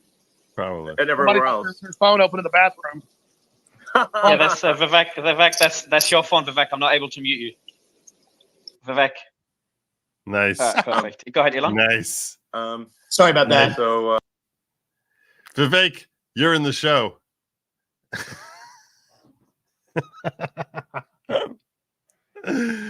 Wow. That was really funny. That was really, really funny. Wow. That was really funny. And yeah, I chose the phrase "you're in the show" pretty intentionally. Oh my gosh. Wow. He's quite the streamer. That was great. That was great. Score one for Team Humanity right there. Right there. Team Humanity. Totally displaying his humanity. well, I hope you feel better. I feel great. Thank you. Sorry about that, guys. Yeah, you know, I'm super pro-human, like for Team Humanity here, and I just think we want to make sure that people have a positive view of the future, and like I think I encounter a lot of people who have actually very pessimistic conclusions about the future, and if you try to unpack that and say where does that pessimism? Yeah, and I'll tell you this much: I think that most people who were banned should be reassessed. I think everyone who was banned before Elon bought should be reassessed. I'm sorry that happened to you, brother. I'm sorry that happened to you. I'm sure there's a lot of people who are still wrongly waiting out there. And Alex, you know, because he's such a big megaphone, he got, you know, looked at a lot quicker than others. And that's not cool. Come from, and I think like these are like, you know, good people. Like they have good intentions. I think they think about things and come from is believing that that there are too many humans on the planet. This is false. Earth can easily sustain far more than the current population. But they've been told this thing and they've believed it, and it is okay. All kidding aside, and trust me, I'm very much Team Humanity. And I think these globalists are evil. I would like to see the evidence, because the way you make a compelling argument that you can convince people that these globalists are insane is through evidence, and that's why I wish there was. I've heard Elon make this claim many times that the Earth can sustain many more people. I'm just wondering, like, you know, saying that you can drop a bowling ball and not hit anyone from the Empire State, but that doesn't mean that there isn't an overpopulation issue. It's not like it's like, oh, okay, once we get to a point that it's going to hit someone, that there's a high likelihood it's going to hit someone, that's when we're overpopulated. I mean, there's you sort of have to like be able to like, you know, back that claim up, and I'm sure there is evidence. I just want to know what it is. I would bet anything that the Earth could probably handle double the population that we have right now. But that's my own hunch insight, and if you can present evidence to support that, that's helpful. That's true. I know everyone's claiming it's going to cost them money. I don't think it's going to cost them money. I think it's going to make them money. It is false. I'm going to sign out. I'm very pro environment. Obviously, Bye, Andrew. I might have done more. You know, I might have done more. You know, for sustainable energy than maybe any single human. So I would consider myself an environmentalist, but I also believe in physics and reality and not sort of being alarmist about things. Something you said was really smart, and I've seen the equations. I'm not a mathematician or rocket scientist like you, but we need the fossil fuels to get to the new technologies and transfer over. You can't cut them all off and then not have it. They're blowing up the bridge that gets them there. Gentlemen, what I would like to say, my final point, I would like to say, I often get asked by people who follow me, they say, who do you think who controls the world? Who do you think the Matrix is? And I use the Matrix as a very simple way to explain that they purport a false version of reality that everyone buys into to keep your mind occupied so they can extract your body heat from you for the soulless machines, which are essentially the globalists we're talking about. And I try and say that I still believe that we run the world. There's a lot more of us than them. We still control the world. It's just down to what we will accept and what will allow them to do to us. And that's why bravery is so essential and so important. And I know I can come across as brash with my message, but you're not. When I'm telling 16-year-olds to go and get rich and buy a fast car and train hard and go to the gym, etc., because these young men are far less likely to blindly comply. And it's extremely important that they don't psyop the next generation of young masculine youth. And that's why the system was scared of you, Andrew, because you were doing an extreme version of it to shock them out of it, to show them how to have a destiny, how to have desire, how to want to be into the future. And that's the same thing in a different way. You're right. We still control the world, and it's down to what we will accept. And it's going to take bravery and love. You need to love the people around you and love the human race and love the place you're from. And I just want to wrap up by saying that I would never kill myself. And if they put me back in that dungeon to starve, I hope you will all do your very best to get me out, because I'm in a very we will, Andrew. Love you. Can I just throw something out, because I'm going to talk to Elon Musk here and everybody else. I just want to say with him leaving, like he added some intelligent points. Like I said, I'm very lukewarm on him. I'm very, very lukewarm. He had some intelligent points. He seems a little self-involved. He does. He kept steering the conversation back to himself. This is like the longest I've heard Andrew Tate talk. So he seems a little self-involved. Like he kept steering it back to like his own plight, when that's not what this topic. I mean, it's tangentially related, and you don't have to steer it back to yourself. Everyone to recognize that you've gone through similar circumstances to what Alex has gone through. So like, why are you steering it back to yourself and making yourself out to be like another Alex Jones? But I didn't see anything. While there's some level of self-involvement, I didn't see anything here. I don't know. I'm still lukewarm. And I definitely understand why I can understand why there's a draw to him. That doesn't mean he's not a terrible person. Like I said, I don't know. I literally don't know. But I can understand why some people are drawn to him. There's definitely talent there. This is surreal. Andrew Tate and Vivek Ramaswamy. This is crazy. John, I've got a friend I want to get on. We also have Mark Dice, who's really stood up for free speech. He's on the line if he can get a quick. I'm going to leave Alex, but I just want to say welcome on Twitter, and I think there will be more truth than not. Piss off, Vivek. All else equal. So hail to the Thank truth. you, gentlemen. Take it easy, guys. Bye bye. Thank you, Vivek. Bye. Thanks, Andrew. Thanks, Vivek. I really left 5 minutes too late, but I haven't liked Vivek, but yeah. He left 5 minutes too late. I have one quick question. Jack. So I guess the premise as to why Alex was banned for so long was that You know, he supposedly lied about an atrocity, and that goes against X community guidelines. That's actually that's not quite correct. The He's such an idiot, Jackson. He's so stupid. That was Twitter guidelines, if anything, and that's not. And no one claimed that. So he's so Jackson Hinkle is like, it's like all of a sudden AOC just walked into the room. At least obviously this was before I acquired the company, but the actual reason for suspending him was he basically insulted a journalist. Well, wasn't that like was not- your purpose for keeping him? Well, he still believed banned? that because the media had said that. Now he's learned that, right? He's really not pretty enough to be this stupid. I'm just going off of what. I just looked at the logs for reason for suspension. That was basically a third strike violation. The third strike violation was insulting a journalist. This is literally this was not my decision. This is literally the Twitter logs of the old people that used to run Twitter. This is what they wrote. I guess what I'm saying is, like, under your leadership, though, the suspension was kept in place. I remember you tweeted out because you're not going to bring someone back who lied about, the death of innocent children. Yes. So if that's the case, then and we're going to uphold things fairly and firmly for all X users. Can we expect that, like, if Alex or anyone else on this panel lied about Sandy Hook or an atrocity again, that they would also be banned again? Oh, here we go. You see, he's trying to. This is Mr. Agenda. He's going to try and claim something because if that, he's trying to push the needle in his stupid, ridiculous "I love the terrorist" position. And no, that's not what he was saying, jackass. And if he was saying that, you literally have spewed 1,000 lies since October 7th.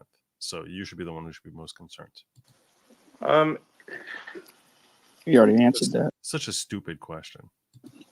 Doofus. Yeah, I've already answered that. He did. Yeah. And It if depends on the that, okay, context. so if that is the This case, platform will adhere to the law, and we will adhere to the law. That is what this platform will do. So if somebody says does something illegal, then they will be suspended. If they do not do something illegal, then we will try our best to avoid any kind of permanent bans unless someone does something fundamentally illegal. Elon, I don't know. We're just trying to stay true to the Constitution of the United States in America and the laws of the country as decided by the citizens. Elon, how you go ahead, Alex? And Elon, way more interesting. And I just asked one question of Elon. Elon, it's great having you here in Texas. You're kicking ass. You're Texas through and through. Your whole spirit. We love you. Whatever happens with Trump down the road, should we change the Constitution so you can run for president? Would you ever think about that? I would like to stay as a technologist and build rockets and electric cars and technologies that hopefully have a good effect on the world and advanced civilization. That would be my preference. I would not like to be president.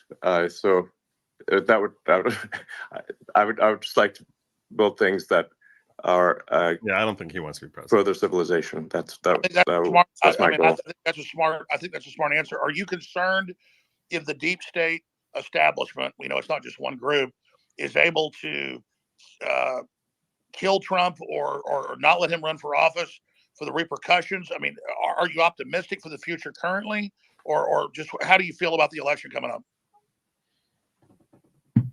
Well, I think it will not be a boring year. That's for sure. I need 1 minute.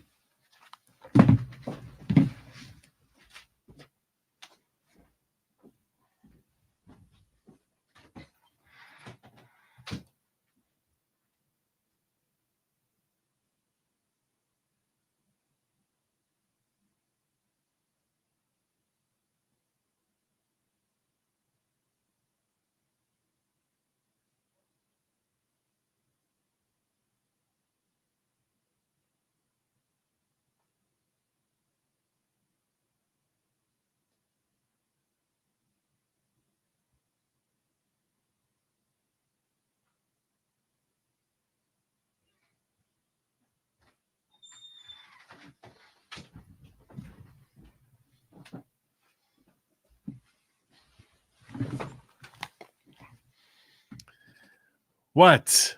What? Don't judge me. I was displaying my humanity privately. Thank you very much. I think it's going to be eventful. I suspect. I don't know. You seem to be quite concerned that people will try to assassinate Trump, but I don't know. I mean, obviously, and I'm against assassination generally. So, if Hitler was alive, I'd be in favor of assassinating him. But Stalin, that kind of thing. I would be too. Your attitude Yeah, is we can sell the world on freedom and humanity 2.0 and a new renaissance. The establishment will just step aside because our ideas are so good. Is that what you're saying? Look, I think what I'm saying is that I think it is very difficult to predict the future. That we're certainly going to have a very contentious election and perhaps some contentious elections worldwide. The X platform will strive to be as truthful as possible about what's going on, and to that's going to be the goal. And SpaceX is going to build rockets and Tesla's going to build cars, and as for what will happen, I don't know what's going to happen, but I think is there any big 2024 is going to be quite the encore for 2023 is my suspicion. I know you've talked about incredible jets you want to invent, so many other things. Is there any other big invention you've got on the drawing board in the back of your mind that you haven't announced to the world that you want to tell people about today? No. This would not be the forum for announcing any new products or technologies. So, I mean, we do have, the Neuralink chip, which Alex I know is some people turning might be this into concerned an about, interview of Elon. that's really something that will take a very long time to, be in any kind of widespread use. We've got the first use.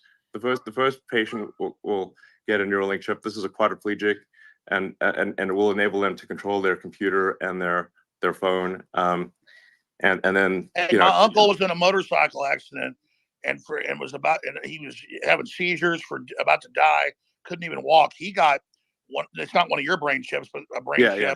And actually he can walk and talk and is happy now. So that's not bad. Exactly. So I mean, it's the regulatory stuff on this is very intense. So the first one will have, you could think of it sort of like a telepathy. You can sort of control your computer and phone just by thinking. So it's kind of like telepathy. And then the one after that will be, I don't know, we're trying to think of a name for it, but you can think of it like blind sight. Even if somebody has lost both eyes or lost the optic nerve and is completely blind, we can actually give them some amount of sight. Or that. Ultimately, I think high resolution sight, kind of like Geordi LaForge from Star Trek. You could actually see in multiple wavelengths. You could see ultraviolet and infrared, and you even see radar if you want. And by the way, for people that don't know, Elon's not lying. Even in MIT papers, they've actually done tests. That's what they say though. Is really? I know the problem is just narrowing the sight to our bandwidth. They say these people see everything, right? Like a full spectrum. Yeah, you can have it's a point at which you have a camera. You can have a camera that can receive photons. That's wild. Many wavelengths, so you could see, even in darkest night, and you could see ultraviolet. You could see infrared. Like I said, you could even see radar if you want. Wow. It would be a kind of thing that would it's probably trademark thing, but I think Blindside is a cool name for it. It's like even if yeah. Can we get one question from Mark Dice, because this is the best interview ever. Mark Dice is a great journalist. He stood up for me. I have 392 people watching me on Rumble right now and 66 stinking likes. Seriously. I even brought your chat up here for long portions. 66 likes. Can you guys hit the like and subscribe? Like, seriously. It's time. For the last 5 years when nobody else would. Mark, quick question from Mark, please. A comment, really, just to reinforce to everybody listening, all the journalists, and thank you, by the way, Elon, for unbanning Alex, for everything that you're doing for the platform, for humanity. But I just want to reinforce, and I'm glad you retweeted this, Alex, the reason why this Twitter is Mark Dice. Alex being. If you're unfamiliar with Mark Dice, he has a YouTube channel. He's pretty based, and he's funny, so he definitely has that. So that's the one who's talking now is Mark Dice. Being banned, contrary to popular belief, is not because he entertained some conspiracy theories about Sandy Hook, as crazy as they were. And Elon just confirmed that the Twitter logs said this. He confronted Oliver Darcy, a public figure on public property, when he was working in the capacity of a journalist. And they cited that as. But Mark, that's old news. Let's move on from Alex Jones. Well, you're talking to Elon Musk. What's your question for Elon Musk? I didn't see the he doesn't want to talk about file in the Twitter files. Can you release data about the choices that were made regarding the trending list? Because the trending list drives the news cycle, as you know, and they can create a self-fulfilling prophecy by manually inserting topics in there, getting people to talk about them. It becomes a topic. It becomes news. Did I miss that in the Twitter files, or was that just not released? I would like more data on the manipulation of the trending list to manipulate the news cycles over the previous ownership. Yeah, well, there was a significant manipulation of the trending list, worldwide. I'm not sure what's happening on YouTube, by the way. I saw like 100 people dropped off in a flash, and now they're like bouncing back in. So I'm not sure what happened. I mean, you can just. He buried. I feel like as a general rule of thumb, whatever conspiracy theory you've got about Twitter is probably true, even more true than you think it is. Are you taking precautions? Now, no, go ahead. Yeah, I think the path to having a sort of a clean system is maximum transparency. So that's why, like, for community notes, the software for community notes is completely open source. You can see every line. The data for community notes is completely open source. You can see the data, you can see the logic, and you can independently create the community note conclusion. So you can tell right away if there's manipulation, and there's always going to be some, with these things. It is not black or white. There's always going to be some degree of manipulation, but you just want to try to put as much sunlight on it. As I say, sunlight's the best disinfectant. You want to have it be as clear and transparent as possible. This will minimize the amount of manipulation. So the more visible something is, the less it is in the shadows, the cleaner it will get. Will not be perfect, but it will be much better than something that is hidden. One other point, I hope that you're making precautions for the possibility of X being banned from the App Store, using it as a save to home screen type of a feature. As you know, that's probably a very real possibility over the next 12 months. But one other thing here, and again, appreciate your time. I would also just politely ask that the InfoWars account and Owen Schroyer and Rob Dew, they're employees of Alex, be unsuspended. They were lumped in with that initial suspension. And maybe I think it's time. I do believe CNN violated the terms of service of harassment. They posted a video a while ago, years ago, showing them harassing a poor old lady because she shared something on Facebook that originated from Russia. And you can see on the house, they're showing up to her front yard, you can actually see her address, the number plate right on her house, and that's still on Twitter. So, but Mark, let's not become them. Let's just yeah, Mark. Exactly. No, I just kind of want to troll and give them tapes to their own. Well, but anyway, I do want to be clear that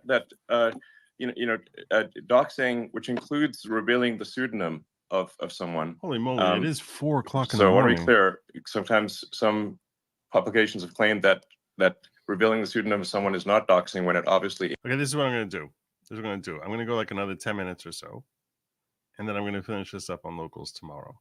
Okay, so when it hits 4 a.m. here, Eastern time, I'm going to be wrapping up, and I'm going to play the rest of this on locals tomorrow. Will result in at least a temporary suspension. We will be very reluctant to give permanent suspensions, but we will give temporary suspensions for any kind of doxing activity or anything that endangers the health of another person in a meaningful way. And that includes major publications. That it does not matter who you are. 4:30 p.m. It doesn't matter how big you are or small. I should say this. There is one. We do have a UN exclusion rule, which is that if it's a head of state recognized by the UN, even if they say things that are, kind of crazy, which they do, then we don't suspend a head of state. Just for the same reason that the UN allows heads of state to say crazy things at the UN Assembly. But because we need to hear We need to hear that. Think what everybody has to say. I was just going to ask, I guess you don't like Nikki Haley's idea of basically doxing everyone? No, I hate it. She's an idiot. Hey, Yeah, So that's crazy. Mar- And look, the thing is that a lot of people obviously would face repercussions It's terrible. from their employer or from their government or from some organization if their identity is revealed, and that therefore inhibits the public dialogue. Yep. So, Yep. people, there've been professors who've been suspended for favoriting things. This is what I was talking about. I critiqued him that I said he's not a genius when it comes to philosophical elements, but what I credit him is that he listens and he processes, and his processing is very good. Is very good. Really good. As far as like good ideas from bad ideas. And that's a talent. That's a talent. I speak for myself, but I left to go hit the like button on Rumble. You yell for not hitting like, yell for leaving to like. What do you? I didn't realize that you guys are watching on Rumble also. I thought that was YouTube. That was I assumed that some people got bounced out, but yeah, I don't know. On old Twitter, they literally got suspended for just tapping a favorite button. This is so you can say, like, look, if a tenured professor can get suspended from their job for just liking a post on the X platform, then obviously there is some need for people to be able to post things anonymously. Otherwise, they simply will not be able to speak their mind. Absolutely, for fear of losing their job. It's anti-whistleblower, but I just want to say this because I think the community notes is the best thing ever. Even if somebody says something really horrible, I think there should be some buffer zone to at least let them respond as much as they can before they get banned. Because what I see everywhere is the PR firms will say somebody has said something they didn't say. They create this I'm going to hold you to that woke mob response. Then the person's taken down, and then most of the time it's not even true. I appreciate you. What was claimed. General? Yeah. Anyway, we're very much are on the side of freedom of speech, which is really just saying, in America, we're gonna uphold the Constitution of the United States, and that's what we're gonna do, and uphold the laws of the country. And if the laws are changed, we'll then change our behavior to match the laws, and we'll do so.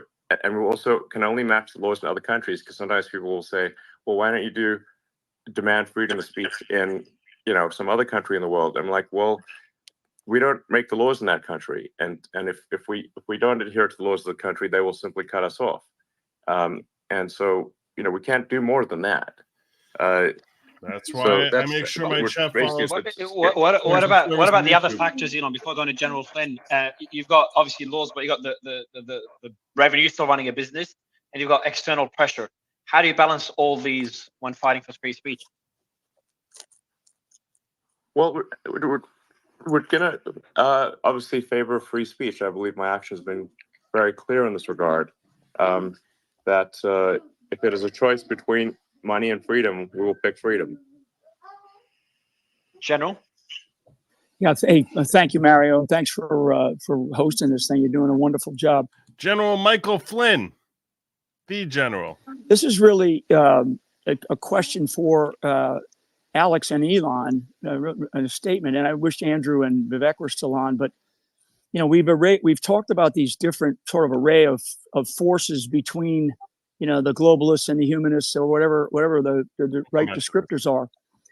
Yeah, what I would really like to see, and I would love to hear Vivek's take on it, because I think he's such a wonderful debater. I'd like to know if there's a possibility to set up a intellectual debate between the Alex Jones, Elon Musk, Andrew Tate, Vivek Hogan against wrong joke. An intellectual debate against the Klaus Schwabs, the Bill Gateses of the world, and then there's others. They won't do it because we'll kill them. I disagree. I mean, this is how we fight today, right? We are fighting in an information domain. Andrew, I wish he was still on, because I'd love to hear his take. Because Andrew starts to imply, and there's a lot of people that imply this. We're going to move to something that we don't want to, a place that we don't want to be, because of this.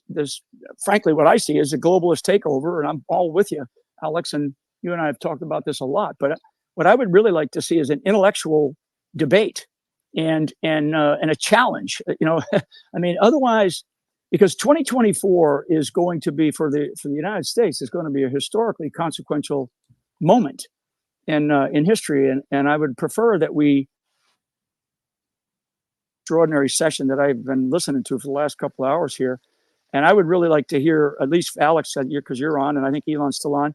What do you think about setting up some type of intellectual debate, or at least array on X? On X, yeah, well, doing it through Spaces. Well, on X, on X or however, I would love to see them come on X to do this, because this would be wonderful. Would you, Alex, would you be open? You and Elon, would you be open for such a debate? Well, let me just throw this in, because I'm chomping the bit here, and then Elon will take over. It should be on X. They had the last Republican debate, and it had like 5 million viewers. This is going to have 50 million viewers. We keep acting like dinosaur media even still matters. It should only be held on X. And I would love to see it in this format, or with an added video component to it. Yeah. Yes. We Challenge their intellectual ideas. So I'm sorry. that's coming soon. And that's my point. That's my point. Yeah, we have to challenge their intellectual arguments. What was he saying? Yeah, I agree with the general. What's Mario. debate? Hold on, Laura. I was just going to say that from a future standpoint, we are working on adding video to Spaces. So yes, it'll just be a simple thing where you turn video on or off, and and then whoever's speaking at the video will switch to them, just like finally, yes. It's I guess like a group call or something like that. Oh wow. So that I think will help. It's because it's helpful to see people's body language as I speak. It conveys more information if you can see their face and their body language if they wish to. When do you think that will? We're hopeful we hope to release that functionality before the end of the year, but certainly by early next year. Wow, huge. Well, that's a big technological announcement. That's a big one. That's big. Yeah. I'll go to CJ. That's very big. Wow. So that's pretty okay, easy, frankly. I can't wait for that. But yeah, so it'll be cool, I think. Yeah. That'd be so great. Well, it's just fascinating how far Spaces. I remember being on Spaces since the early days, pre-Elon. To see how far it's gone, and to be able to have discussions like this. I don't think the audience understands. There's never been any platform where voices from all sides, voices that were censored before, were all speaking in one place. Oh, let's be clear. There's been more innovation since Elon took over than the whole before. I'll jump off, but I just want to say thanks to Elon. Since the rather embarrassing Ron DeSantis situation. It's like, I mean, I really have to credit the X team for making massive improvements to Spaces, because it basically did not work at scale. The other thing they need is you need to be able to talk in a hard drive, because right now you can only do it by phone. When you join these panels, I have to do it from a phone, and I want to be able to talk like this with my camera. That's the other thing they need to fix.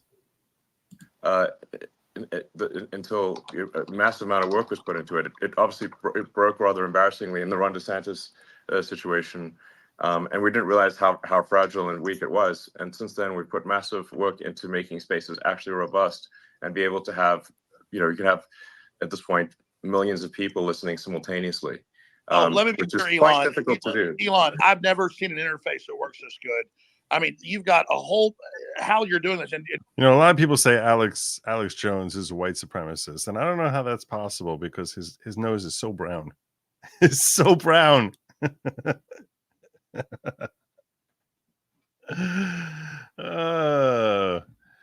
Okay, so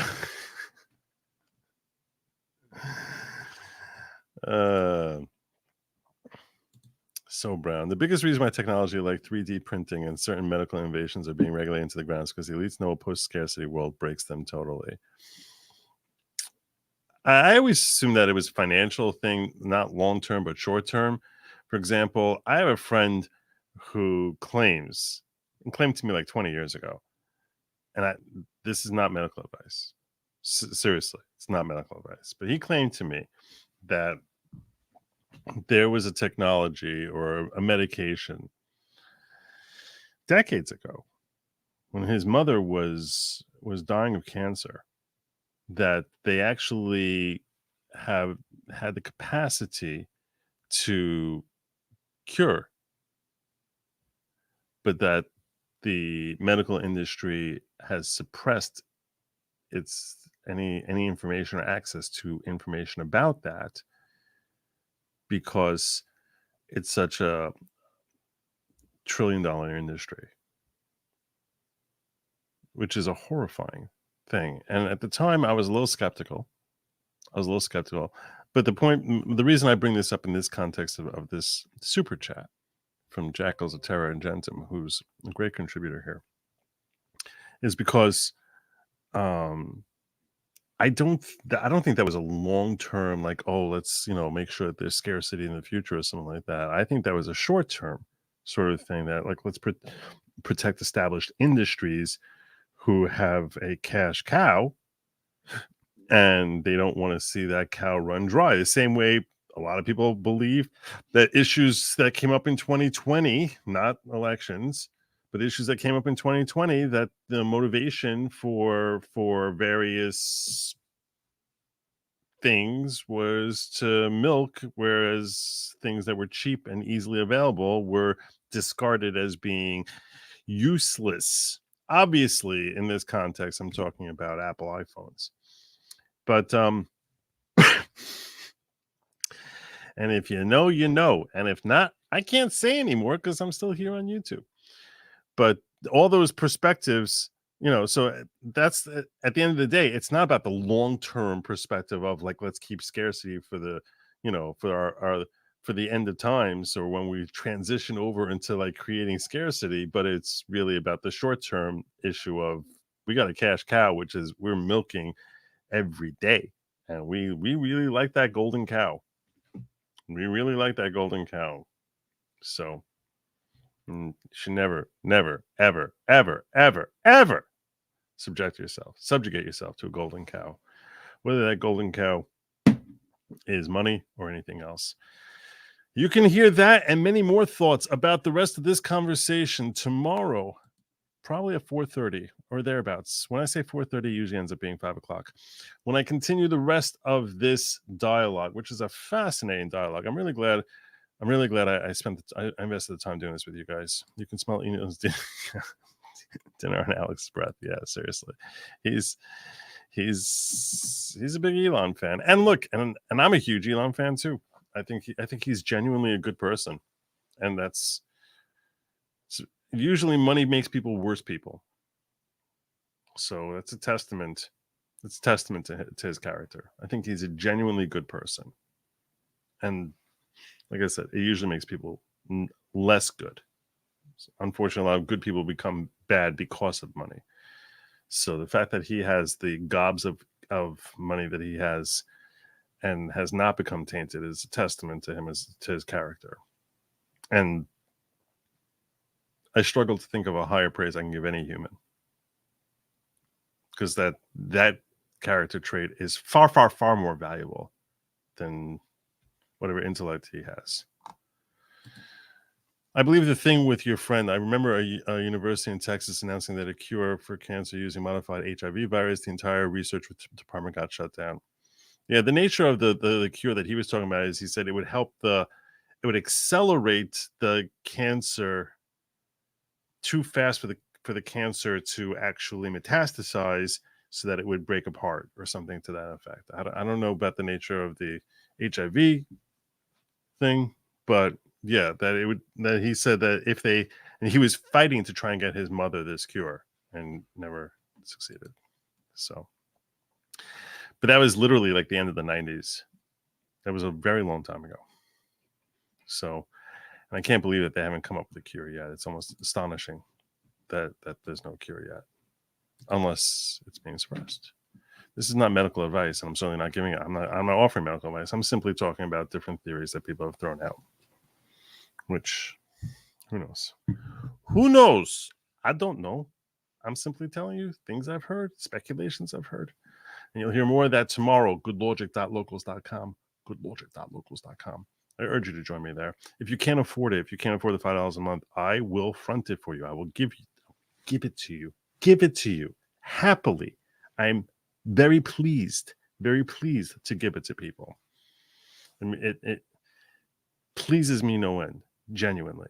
So please, goodlogic.locals.com. That's tomorrow. I'll finish up the rest of this. I'll see you all there. And God willing, I'll be back here at 10 p.m. with an episode of the following program. Until then, I thank you all for joining me. Hope you enjoyed and learned something, or at least felt like I didn't waste your time. In which case, I did better than most people. So be happy and eat the bugs. Godspeed.